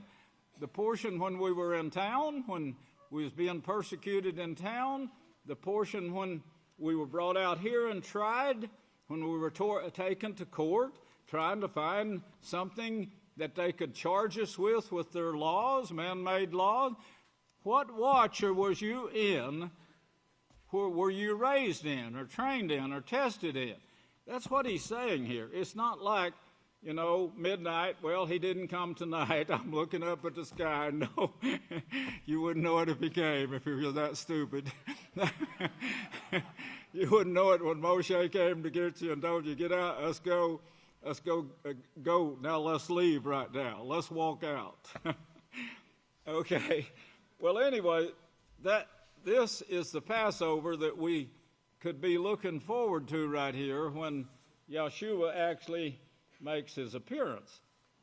Right now we're seeing them get ready for a depopulation. If you watch the news there, you could see that depopulation, that it's not going to just happen. They're not going to blunder this. They may make some blunders, but that won't lead anywhere. They'll quickly correct that because they got this planned. I'm telling you, it's planned. It's not only planned, it's spoken of in prophecy. And Yahweh gives us these prophecies to go by, and these prophecies are sure. You may make mistakes with numbers, but you're not going to make mistakes with these prophecies. Reading them, and what better could you be than Yahweh said, you're going to have a nuclear bomb in this generation. Not in some other generation, but the generation when the house of Yahweh is here teaching you. You're going to have the nuclear bomb. How did he know that? Now that's the sureness of prophecy. You can't beat it. It's absolutely 100% being led and guided by Yahweh, the shepherd of these prophecies. The book of Yahweh. And that was in Isaiah 34. This news that he was bringing forth here about the population control to population controllers to Vatican, responsible parenthood has failed, used taxes and regulations to reduce population. Well, this is really being taught big time right now. Like Moshe was getting the children of Israel, listen to me now, like Moshe was getting the children of Israel ready to leave, come out of God worship, pulling them out of God worship so they could stay in contact with Yahweh long enough to get them to that mountain that no one has still found. They still don't know where it is. And tell them right now it's in Abel, right now. Well, where's Abel? Well, anyway, he is getting them ready. Well, this population, they're getting ready. The God worshipers, Satan, as shown in Isaiah 14, is getting nuclear war ready for her children. And Yahweh shows you that. That's the destruction that Yahweh says he's going to allow. Remember, nothing gets by Yahweh. Whatever we see, Yahweh allows. Whatever he prophesies, that's what he does. You can have Eob's body for a little while, but don't lay your hands on her. Did you see that it was exactly that way? Yes. Yahweh, Yahshua told his disciples, if you remember, I'm going to send you out as sheep in the midst of wolves. Well, what does wolves do? What does coyotes do to sheep? We've lost enough of them. It suddenly came to a screeching halt, but we lost a bunch. This should be evident what wolves will do to sheep. That's a great lesson for you, surely. They killed them. Most of them died in Rome. And Yahshua told them in advance, this is what's going to take place. Yachanan says, brethren, don't be surprised if the world hates you. I saw hatred go from love and I want to get some of his ideas in business. This has all been brought out now. I didn't bring it out, others did. But yes, I was well respected as a businessman in Abelin. I was in business. The banker, the president of the bank came to see me. Yes. He even told people, if you want to get rich, follow Bill Hawkins around. He's going to own half of Abelin before this is over. He didn't know that he made a prophecy there. In fact,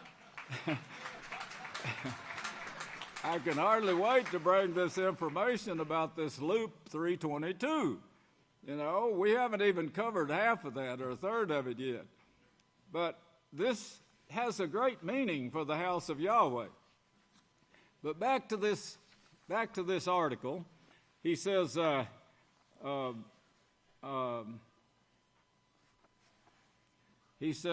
March 2, 2017, LifeSite News, population controls told the Vatican at a conference this week that the Catholic teaching of responsible parenthood in determining family size has resulted in collective failure in reducing the world's population. Now, what they're doing, they're putting it in your mind here now, how bad they've made it thus far, but now they got an answer for it. See, that's the way they do every 6 months. Oh, man, this is a mess you caused right here. But now you got an answer. See, they always got the answer, but the answer always brings forth evil, like the gods. These are the plans of Satan, who is guiding their operation. They may be thinking they're going to save themselves. You know, Malachi Martin said they hope to come out on top. Remember, the Catholic Church hopes to come out on top, but you see the competition they have. Russia hopes to come out on top. Why is she getting all these big bombs? Not for show. They're not milking them things. They're not getting milk or food from them. And they keep putting billions of dollars in them, hoping to come out on top. There's not going to be any tops. 1 hour burning is going to take care of all the tops. The United States, Malachi Martin said, in getting the world ready for death and destruction, that's what they're doing. And it's shown in the scriptures what they're doing. The United States is doing the same thing Russia is. But there's a few more nations involved in it, and they know their plans, and they're beginning to do the same thing. And they're beginning to combine their strength, and secretly, they're making moves to combat the United States. And of course, we act like we don't know it. It's kind of like the Donald Trump said, you know, there's hundreds of activities going on in the United States that the news is not reporting. Well, he said that, so he knows, I guess. Introducing the world's population. in introducing the world's population. It's a failure. They suggested that the only way to stop the exhaustion of humanity, natural capital, is by imposing a system of taxes. Get this, they're going to impose first a system of taxes and regulations. If they get taxes, what do you think they're going to do with those taxes? What are they doing with them now? That would help modify social norms of behavior. They're going to pass laws saying you can do this and this and this. Daniel said he looked and he was amazed at the amount of laws that this beastly system passed just before it fell. Now get this. This week's Vatican symposium on biological extinction, sponsored by, this is what you saw on the news a while ago. This is sponsored by the Catholic Church, sponsored by the Pontifical Academy of Science. Wow, that sounds about 10 feet over my head. What a name. They must be really important. They must be the super and the great, or the great and the wise. What these others 10 call themselves? These must be over them, really important. I guess they are. Yahshua said the rulers rule the poor people, then the ones that are stronger and more powerful and richer rule the rulers, and then even those have rulers over themselves. Well, get what he's saying, Pontifical Academy of Science.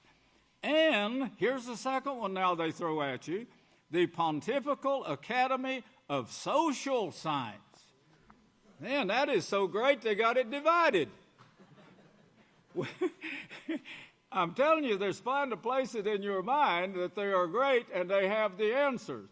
Well, the answers is they're planning to kill and destroy the earth and the heavens that go with the earth, as Yahshua said, but also Isaiah 14 shows it. It was a closed-door event. Closed-door event. This is so important, they don't want anyone to know about it but them. It's so evil that they don't want anyone to know about it. That's the reason they're keeping it in darkness. A closed-door event. They're not like Yahshua, who stood in the street teaching day after day the laws of Yahweh. And he spoke of them, you know. He said they love darkness rather than light because their deeds are evil. This was a closed-door event. Speaking at the event were two controversial figures, and you saw those two in the news today, in the news that was just shown.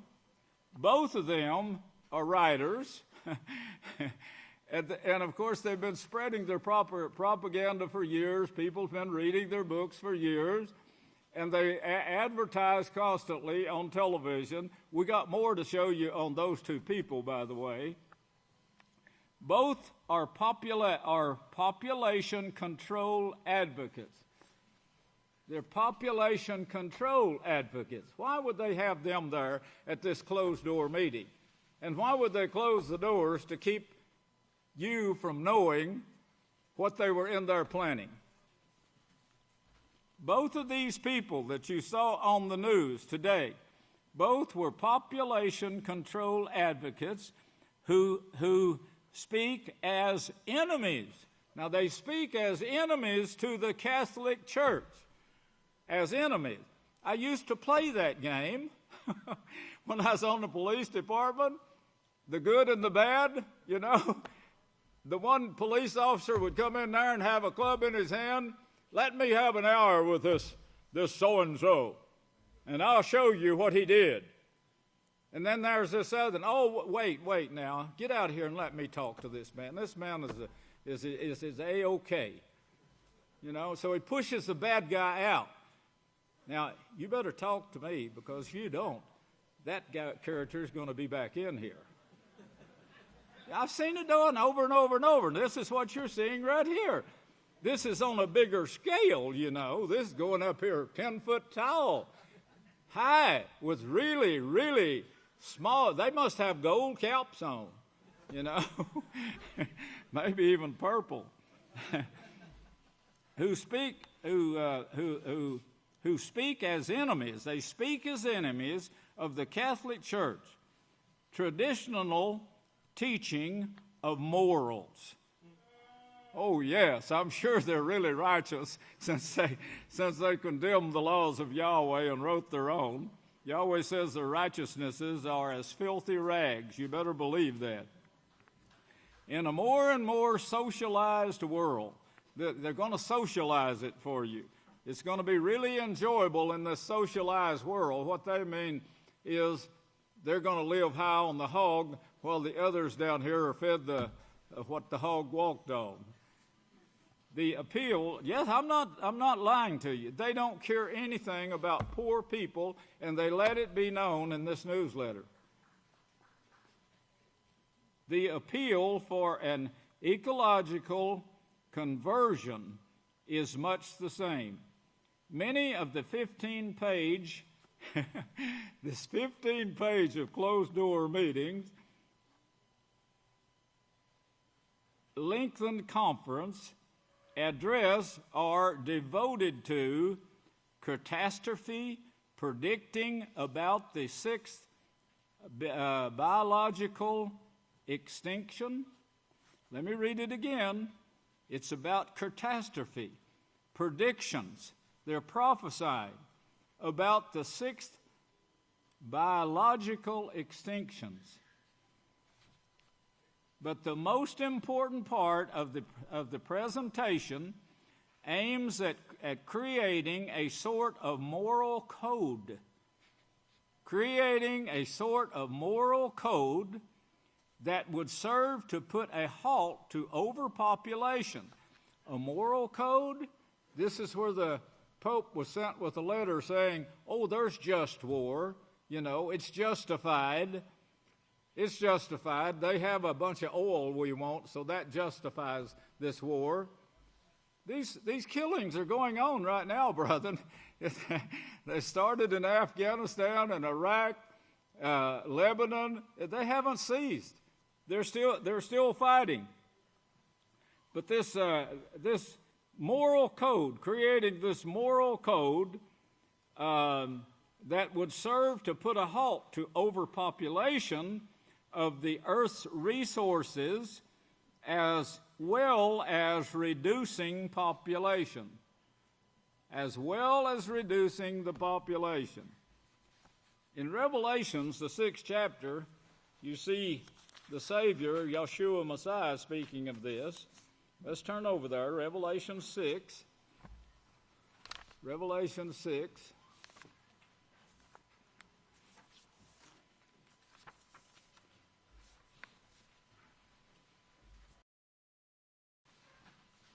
Now you really need to read this and pay attention.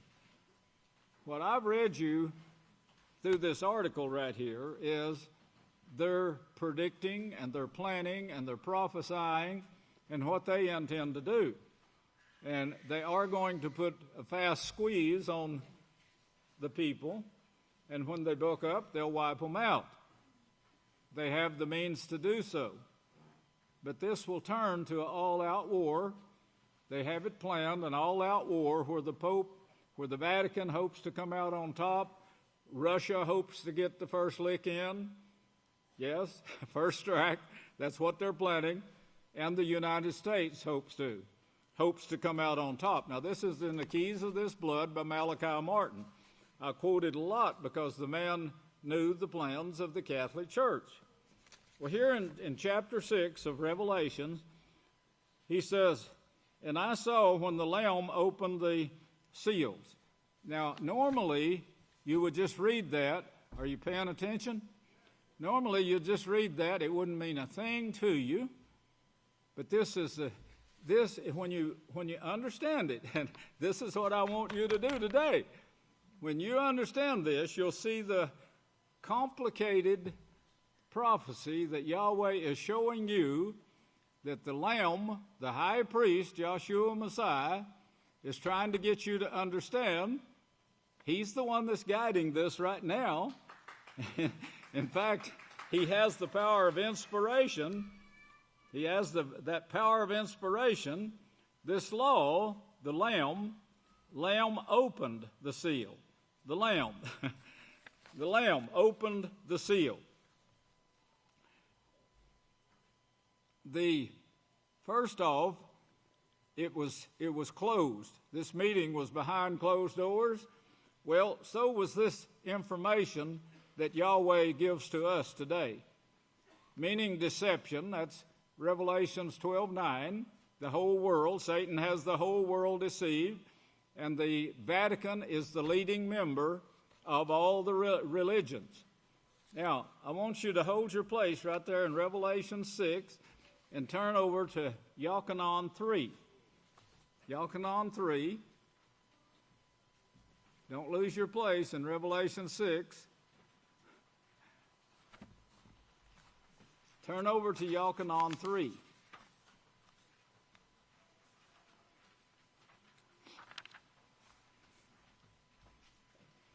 Hold your place in Revelations so you can just flip it right back after we read this. Revelations 6, but turn over to Yochanan 3.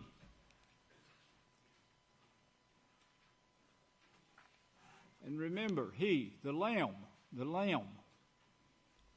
Now look here who it's talking about, and you get this in your mind, and then you'll understand who is opening these seals here for you to understand this. You couldn't understand it if we didn't have a live high priest dealing with us today.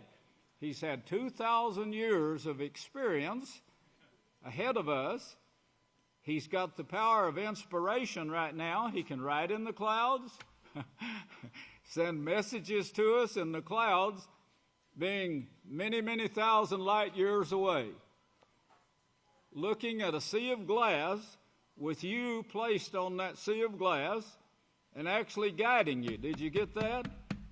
He's looking at this big sea of glass with you individuals placed on that sea of glass. I brought this out. Don't forget it. So Yahshua can see each and every one of you. He's the high priest over the house of Yahweh. Well, look at 3 and verse 19. Now, this is the condemnation. The condemnation? Yes, they're condemned to death. They're condemning themselves. They cut themselves off from Yahweh. Light has come into the world, but men loved darkness rather than light. That's the reason they didn't want their deeds to be seen. Behind closed doors. The meeting was behind closed doors. Men love darkness rather than light because their deeds are evil. These plans that they got made are evil. Evil meaning like the gods. The gods are the ones that's got the plans, along with Satan who guides the gods. Isaiah 14, this is the destruction planned, the full plan that Yahweh has allowed. He's not going to squash it. He's going to let us get so close to death. He won't let it come near us, but he's going to let us see it. Now that's what he says in Psalms 91.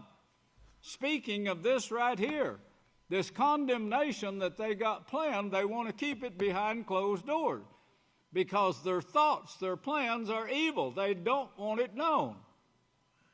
We know it because Yahweh shows us.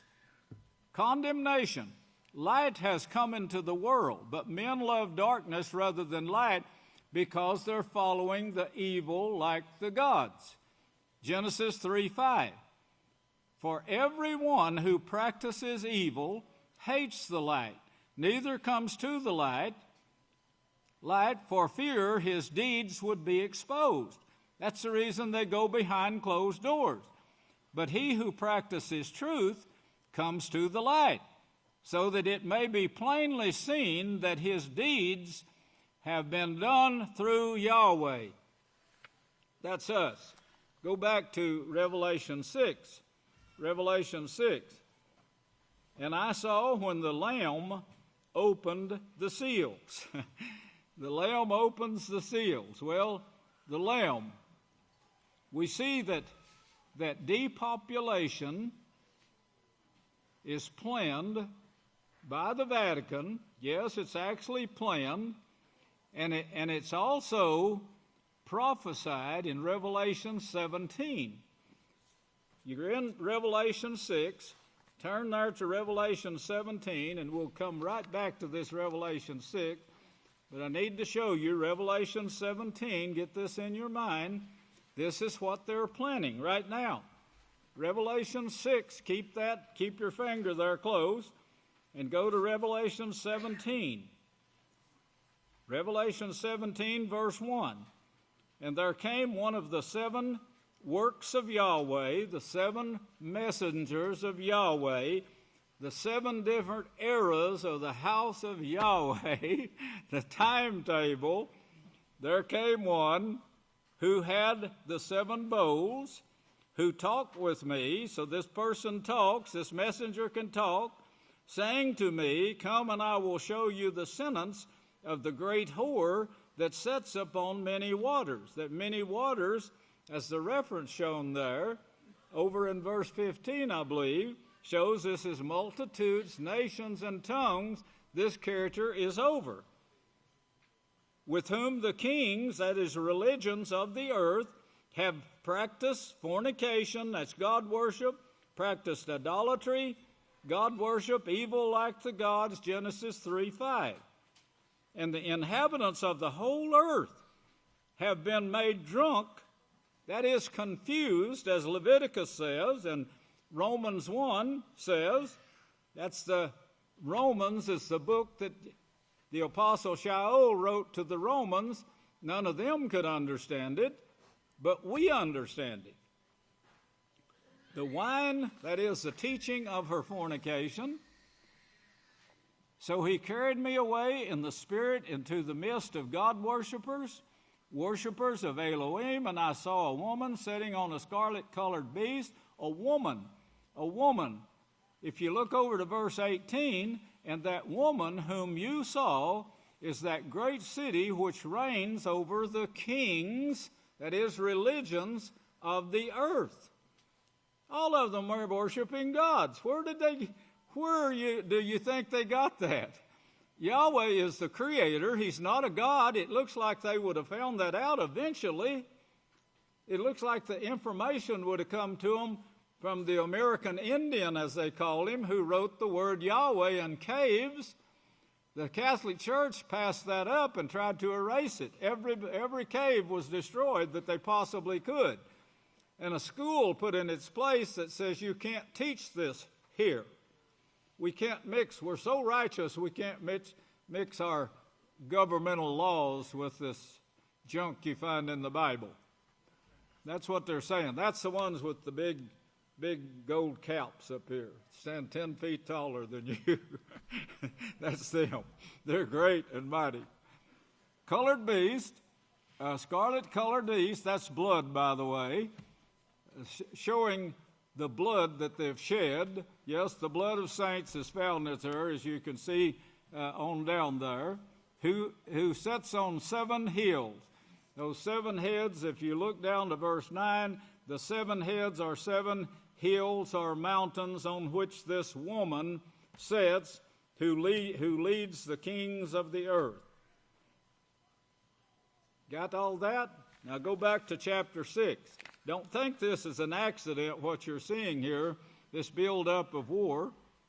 Chapter 6 of Revelations again.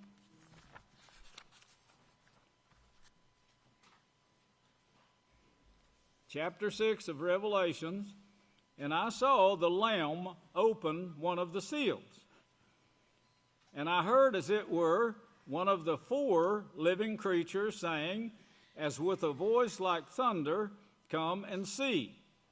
And I saw, here's the 7-hill woman, the rich woman that sits on 7 hills. If you'll just look, what she's going to do is what she's prophesied to do. in Revelation 17. And I looked, and behold, a white horse. Oh, yes, she looks great. You see that white robe that he was wearing when he passed that note that the Vatican gave him to read to these people? As he went to this meeting, and that was behind closed doors, and brought back the information to the Vatican later. And I looked, and behold, a white horse, and he who sat on it had a bow. This is war. This is war, mighty war. And a crown given authority. This crown means authority, not from Yahweh. As Revelations 13, chapter 13 shows, this authority comes from Satan the devil. When you break the laws of Yahweh, when you practice breaking the laws of Yahweh, 1 John 3:7, you belong to the devil. The Vatican not only practices it, they took the laws and changed them, changed the laws of Yahweh, and then they teach you, anyone who reads these, this is what the Pope is teaching today. The Vatican is telling him to do so. You read these, you become crazy.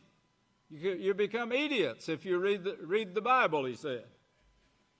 Given to him, authority is given to him, and he went forth conquering and to conquer. That's exactly what they have done, ruling by force. The Nimrod school of ruling by force.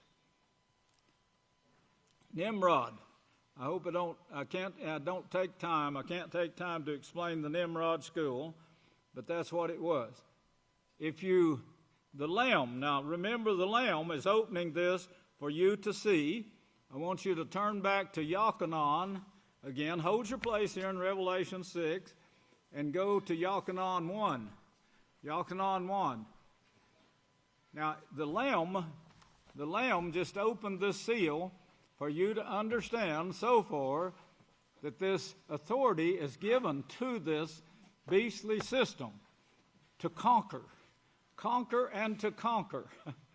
Conquer, then here's another uprising and they reconquer. Another uprising and they reconquer. It's never-ending battle. But it's getting worse, and you're going to see permanent destruction. You got Yochanan 1. Look at verse 1. You got it? Yochanan 1, verse 1. In the beginning was the plan. The plan was with Yahweh. The plan was Yahweh's. The same was in the beginning with him. All things were done according to it. Not anything is done outside his permission. Even Satan and Job. Remember that. There's a great example that Satan can only go as far as Yahweh permits her to go. Since they rejected Yahweh, I want you to look on over to verse 29. You couldn't understand this if it wasn't for this person right here. Yochanan 1:29. The next day, Yochanan saw Yahshua coming toward him and said, Behold, the Lamb of Yahweh. Do you get that? Yochanan 1:29. Remember, the Lamb is opening the seals. In Revelation 6, are you listening? The Lamb is opening the seals for his house. He's high priest over the house of Yahweh. Hebrews 10:21. He's opening the seals, putting the laws in your heart, getting you ready for the gathering, the huge gathering, just as Moshe got the children of Israel ready for that gathering that went out of Egypt. Notice what he says. You see it? Yochanan 1:29.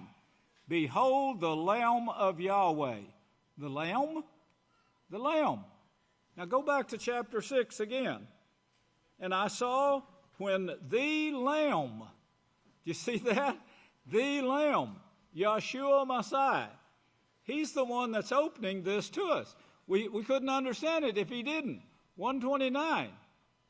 Now look at Revelations Revelations again there, chapter 6 and verse 2, and it shows you the first thing he shows is the wars taking place. And you go on over and you'll see one is given to take peace from the earth. That means take war, introduce war big time. What for? For depopulation. But we're not doing it fast enough, the Vatican says. They're still getting ahead of us. Forgive the abortionists. This will create more diseases, which it did. They're already saying it did. Make the dope addicts more susceptible to, say, marijuana. What will that do to you? Have you seen what it's doing to the people's brains? Confusion, God worship, and diseases. Make a sodomy okay by the Supreme Court. This will take out a few more of them, and it'll make us filthy rich. The money we get on these operations, the cancer increase, it's staggering, they're saying now. That's the word they're using. The sickness that comes with sodomy.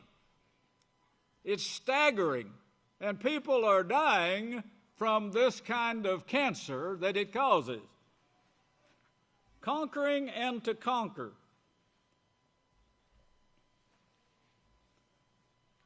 Verse 3. And when he had opened, that's the Lamb now, don't forget the Lamb, when he had opened the seal,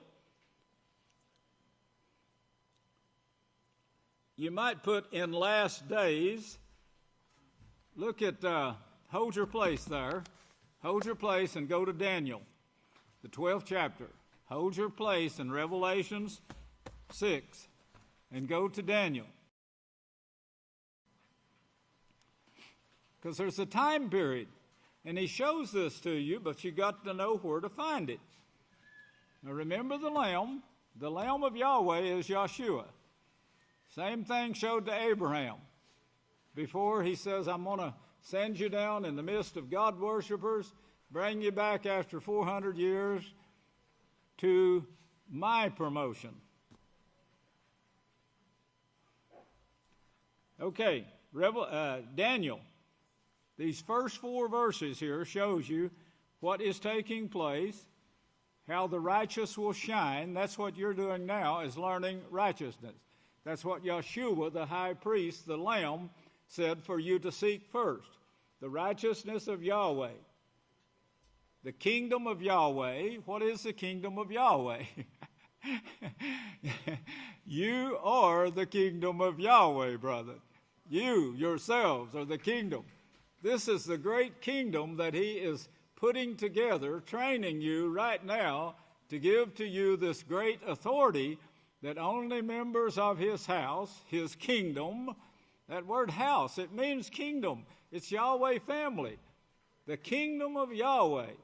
That's what he's building, to give you this great authority to govern the universe. Yes, remember, Satan don't want it. She don't want to be ruled over by you. She don't want her sons to be ruled over by you. She wants them to create a bunch of dinosaurs that she can play with and watch the blood flow. That shows her character. It shows their character. Well, here now in Daniel 12, and at that time, see, time of trouble, the third line, there will be a time of trouble. At that time, as he shows with 2 witnesses, the time of 2 witnesses. In verse 1, at that time, then third line, there will be a time of trouble. The 5th line, at that time, your people will be delivered. They'll be gathered. A great gathering is going to take place, as the great deacon brought out this morning. This great gathering is going to take place in this time period. You see that? At that time, your people are going to be gathered. Jeremiah used one word, Daniel used another, but they're both the same thing. This great gathering that is going to take place. Everyone who is found written in the book of life. Another verse says, the Revelation says, the Lamb's book of life. The Lamb, Yahshua's book of life. And what did he say? Blessed are those who keep Yahweh's laws, that they may have right to this tree of life. Tree of life is the house of Yahweh, the kingdom of Yahweh. That is the tree of life, the tree of righteousness. Everyone that may be found written in the Lamb's book of life. And many of those who sleep, this is a resurrection now, speaking of the same time, at that time, the time of the resurrection. Do you realize the authority, the power you're going to have to resurrect the dead? First, you're going to receive the authority. You're going to be first. Then you're going to resurrect the dead. This is part of this great gathering that is going to take place. You're going to resurrect the dead, and you're going to set aside, Yahweh has it set aside for you, 1,000 years of training there. Yahshua's had 2,000 years of training. Man, I envy that guy. 2,000 years, and his mind is soaking up information like a sponge right now. They will awake, some to everlasting life, some to shame, depending on whether they want to overcome or not. And those who are wise, those who are teachers, that word is teachers, will shine as the brightness of the sun, of the brightness of the heavens, and those who turn, they are the ones that will turn many. This huge, great gathering, they're going to turn to righteousness.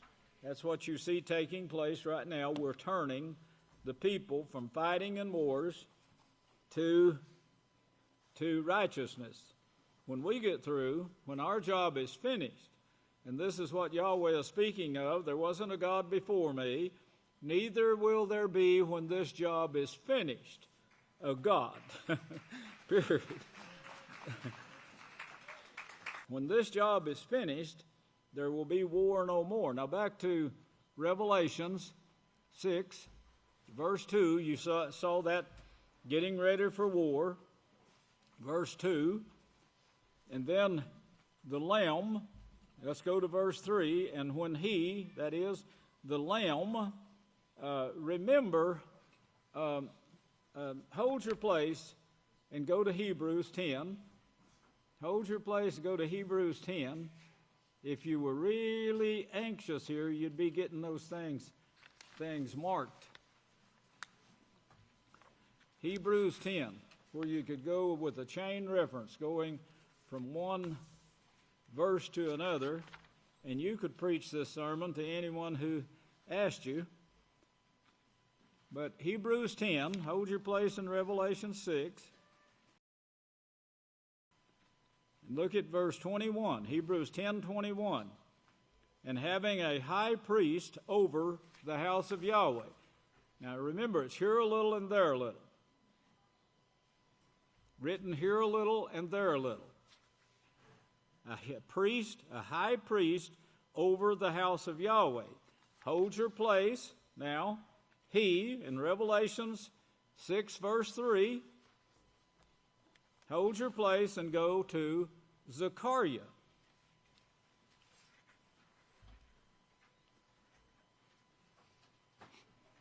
Now remember, having a high priest over the house of Yahweh. Here a little and there a little. Zechariah, the 6th chapter of Zechariah.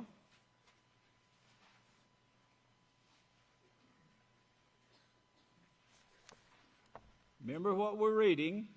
And when he had opened the second seal, he, speaking of chapter 1, the Lamb of Yahweh, when he opened the second seal, high priest opens the seals.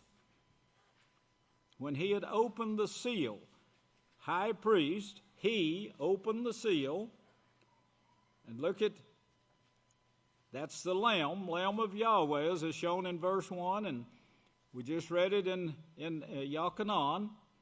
Then Zechariah now, he opens the seal as high priest. Zechariah 6, verse 11. Read this now with this, all this I've given you in your mind. Take the silver and gold and make crowns and set them upon the head of Yahshua, Son of Yahweh. That's the Lamb of Yahweh who opens the seal for his house, the high priest. Notice the high priest. Zechariah 6, verse 11, the Lamb of Yahweh is the high priest. Hebrews 10:21, over the house of Yahweh. What house? It's destroyed. Every stone was taken down, moved to Rome. No, you will not worship Yahweh in Jerusalem, nor in these hills. That's what the Savior, the Lamb, the high priest over the house of Yahweh, told you back then, revealed to you now. On Yahshua, Son of Yahweh, the high priest. You see that? Crowned as high priest. Now, he's opening the seal to the house of Yahweh. Look at verse 12. Speak to him and say, this is what Yahweh of hosts says. You're sitting in heaven at my right hand, being inspired to do this on earth. Behold the man whose name is the branch. Did you get that? Come on now. Come on, don't lose me. Yahweh is speaking to Yahshua, the Lamb of Yahweh, saying, behold the man who is the branch, for he will branch out from his place, and he will build the house of Yahweh. See how that's tied in place? Build the house of Yahweh. He will build the house of Yahweh. He will bear glory, set and rule on his throne. He will be a priest upon his throne, and the counsel of peace between him and the high priest. Between them two. Now back to Revelation 6. Revelation 6. He's high priest over the house of Yahweh. The house of Yahweh is established by or built by the one called the branch, to which Yahshua ties his donkeys in this time period. You got that? You see how simple that is? It's not really simple, but you could understand it. And when he had opened the second seal, he, Yahshua, the Lamb, opened the second seal. This is speaking now of Daniel 12, he opening the seal. Zechariah 6:11 through 13, you just read it. Now look at Jeremiah, hold your place there, and look at Jeremiah 23. Hold your place in Revelation 6. Jeremiah 23, found on page 591 if you're having trouble. This is the high priest over the house of Yahweh, working with the branch, And the great deacon just brought out about this gathering. Now the high priest is working with the branch, with all the donkeys tied to the branch in this time period. Woe to the pastors, shepherds who destroy and scatter. That's what the Catholic Church is doing. That's what Yada is doing. She's holding the keys to the scepter, the lawgiver. Yahweh allowed this. Yahweh allowed them to reject his law. And this is what they're doing, but notice the results of it. Who scatter my sheep, who destroy and scatter my sheep. Verse 2, line 3, you have scattered my flock and driven them away. It's you that's driving them away from the hills of the promotions of Yahweh's house that was set up in Israel, the land of Israel. So Yahweh allowed this. And Yahshua said, no, Yahweh won't be worshipped here again. You rejected him. His house is going to be established in a different place in the last days. And that's what Zechariah 5 shows. Verse 3, I will gather the remnant of my flock. Now remember, we're talking about a great gathering that's going to take place. Yahweh could bring those people out. He's got to prepare them first. That's what we're doing right now in showing these scriptures. And if you're studying with us and in your own home while you're listening to this, you can study it over and over and over till you get it down to where you know what Yahweh's plan is. Yahweh's plan is going right along abreast of this 7 hills of Rome, this woman that sits on 7 hills, but we see a great deliverance taking place right here. They've scattered, that's verse 2, they've scattered and driven them away, but in verse 3, but I will gather the remnant of my flock out of all countries. You see that? Out of all countries. Out of all countries. Verse 4, second line, they will fear no more. Third line, neither will they be lacking. He's speaking of you now, brother. Neither will they be lacking in any way. Verse 5, behold, the days come, says Yahweh, that I will raise to David a righteous branch. Well, now we see the bloodline. I will raise to David a righteous branch. We also see the character there. Did he use the word righteous? What is righteousness? First Yochanan 3:4. Sin is the breaking of the law. Verse 7, righteousness is practicing the laws of Yahweh. There's no one on the face of the earth at this time, anywhere, any religion, there's no one that can do the job that we're doing right here in Abelin. No one. We're doing it. So here he says, Yahweh says, behold, the days come, says Yahweh, that I, through Yahshua, the Lamb, who sits at my right hand as high priest over the house of Yahweh, established by the man called the branch, whose Yahweh has tied enough donkey workers to where we can get this job to all the world and bring them here and feed them. Spiritual and physical food. Let's see. So verse 5, behold, the days come. Behold, the days come, says Yahweh, that I will raise to David a righteous branch and a king. Yahshua is the king, as we just read. King, he's also the Lamb of Yahweh. He died. This is the king that died for your sins and says, one day very soon I'm going to fasten my belt around me and I'm going to call you up and I'm going to come out and serve you. This is your king, brethren. Oh, Yahweh must be very pleased right now.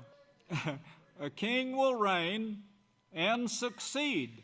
He's going to succeed. Remember, Yahshua said that the gates of hell will not prevail against his house this time. His house wasn't complete with the 12 disciples. The 12 disciples laid a foundation that started with Matthew 1 and goes through chapter 22 of Revelation. That foundation is what we have written for us, that the Vatican tried to keep forever away from us, but you notice Yahweh has it in our hands right now. What a miracle. Read the history of the Bible and you'll see.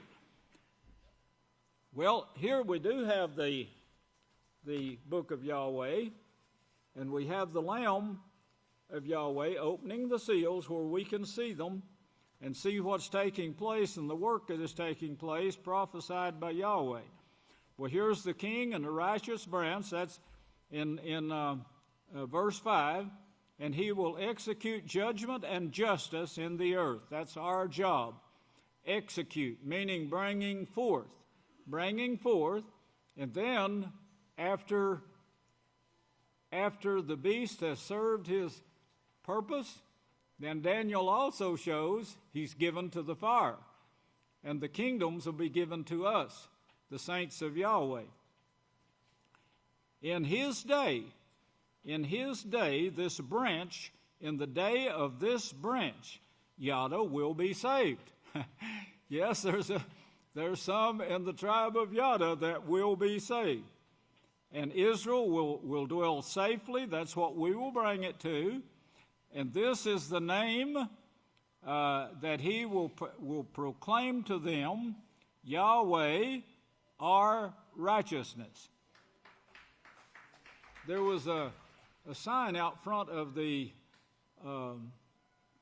it's called a press room now, but that was the original permanent sanctuary that we built back in the 80s, early 80s, and that's when the House of Yahweh was established. And all those dates now, I've got men working on them and women working on these dates and bringing forth the meaning of those dates and times. It's all, Yahweh had it all listed out for us, and it's actually shown in Strong's Concordance. And the gematria, that's not gematria, it's M-A, May. You know, you don't pronounce the month of May, Ma. It's May. Go back to Oklahoma for a few days. The gematria is shown in this. And it's absolutely amazing. When they start calling me and giving me this information, I say, man, this really needs to be got out quickly. Well, when? I said, well, I don't know. I'll put you on the list. But anyway, we're going to get it. But Yahweh is our righteousness. Well, on that sign, I was standing there with another elder, and the Abelin Reporter News took this, and I thought, boy, they're finally seeing that we're, the great House of Yahweh. Well, they took that and they run a really great story on it, and all the news media said the House of Yahweh members are dirty, nasty people that live with dogs and never let them out of their house. I am very pleased to say I'm the one they were speaking of. No, I do not live with dogs. This is the lies that Satan tells. Satan is a liar and the teacher of lies. And Abelin, as I called them, Abalone News, Abalone News put nothing but lies in there concerning the House of Yahweh. They hoped to destroy us. They were trying to destroy us. Well, the gates of hell didn't prevail. As you can tell, we're still taking it out. And the messages are coming back that they are hearing. Therefore, behold, the days come, says Yahweh, verse 7, that they will no longer say, as surely as Yahweh lives. Remember, Yahshua was speaking of this there when he referred to that. He was actually referring to this gathering and comparing the two, as I showed you in Luke 12, Exodus 12. If you compare those two, and I'll be bringing more, hopefully before the feast, and I'll finish up during the feast this time. Lives, who brought up the children of Israel out of the land of Egypt, brought up. lives and brought up. Some information was given on that, but several sermons could be given on this verse right here, verse 7, of the training. We get bits and pieces, but if you'll put it together, what you saw, the way Yahweh, he raised Moshe, he protected him from the gods. He was actually raised by right under their nose, educated in the best education that the Egyptian world could offer, right there under their noses. And then he goes out and kills one of them and flees. And Yahweh trained him for 40 years and sent him back. And says, now you can go down there and you will gather those people and you will train them and get them ready to come out so I can teach them my laws, and we will try them and gather certain ones out of there, one of them named David, and to David, I'm going to raise up to David a righteous branch and a king. Oh, it's beautiful, brethren. If you just get all this story together where you can understand it, and you see it, how it took place and how it's taking place today, and our job today, and know that Yahweh is with us in this. He's doing this through Yahshua, our high priest, and the House of Yahweh here on earth. He's doing this. It all had to be done by the Son of Man. Yahweh, Yahshua, is the Son of Man who became the Son of Yahweh by the impregnation of the laws of Yahweh. The Spirit, that's the Spirit of Yahweh, the laws of Yahweh, and become a full-born son of Yahweh. And that's the way you are too. Yes, you're begotten with the word of Yahweh, the laws of Yahweh, and when you change, as Yahshua did, then you will be an everlasting son of authority of Yahweh. Well, verse 8 now, here's what we're doing. This is our job. But they will say, as surely as Yahweh lives, who brought up and led the seed of the house of Israel out of it's to the protected place, not out of, and from the countries. Notice all the countries where he had driven them, and they will dwell in their own land. Safely, by the way, safely. They'll hunger and thirst no more, Yahweh said. I'm out of time. Well, you probably couldn't stand anymore anyway, but we'll try to take up here the next time I speak. You could be studying this to where you won't forget where we left off. But you see surely you can see how interesting this is when you get it together, and it just fits right in with what we're doing right now.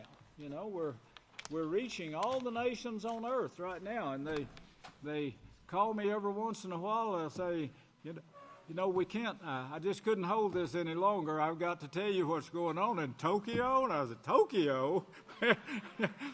Yeah, and the Netherlands and China,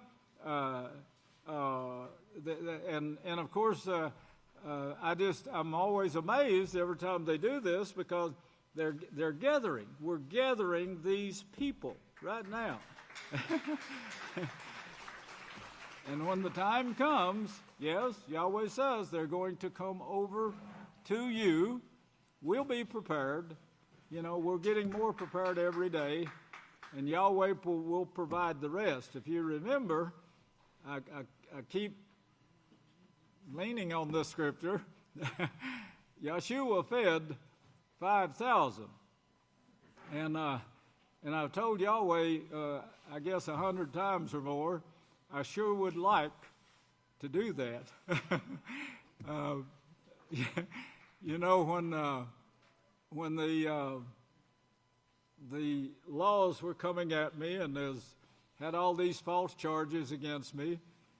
And then they said, the lawyer came, says they want to dismiss all this. They want to dismiss all these charges. And then we were talking. We were just chatting back and forth, and I was talking about Yahshua and with the attorneys. And the attorney says, he's the one that instituted this law of not pleading guilty or innocent. It's called nolo contender. Nolo contender. And he said, Yahshua is the one, that's the attorney told me. And I said, hey, wait a minute, are you sure about that?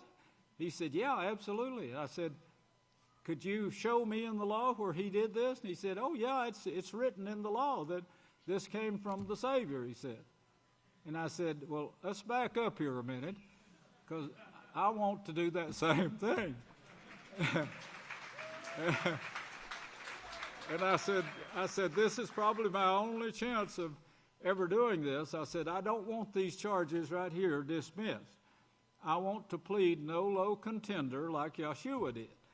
And he looked at me like he thought I was crazy, but I said, well, it can be done, right?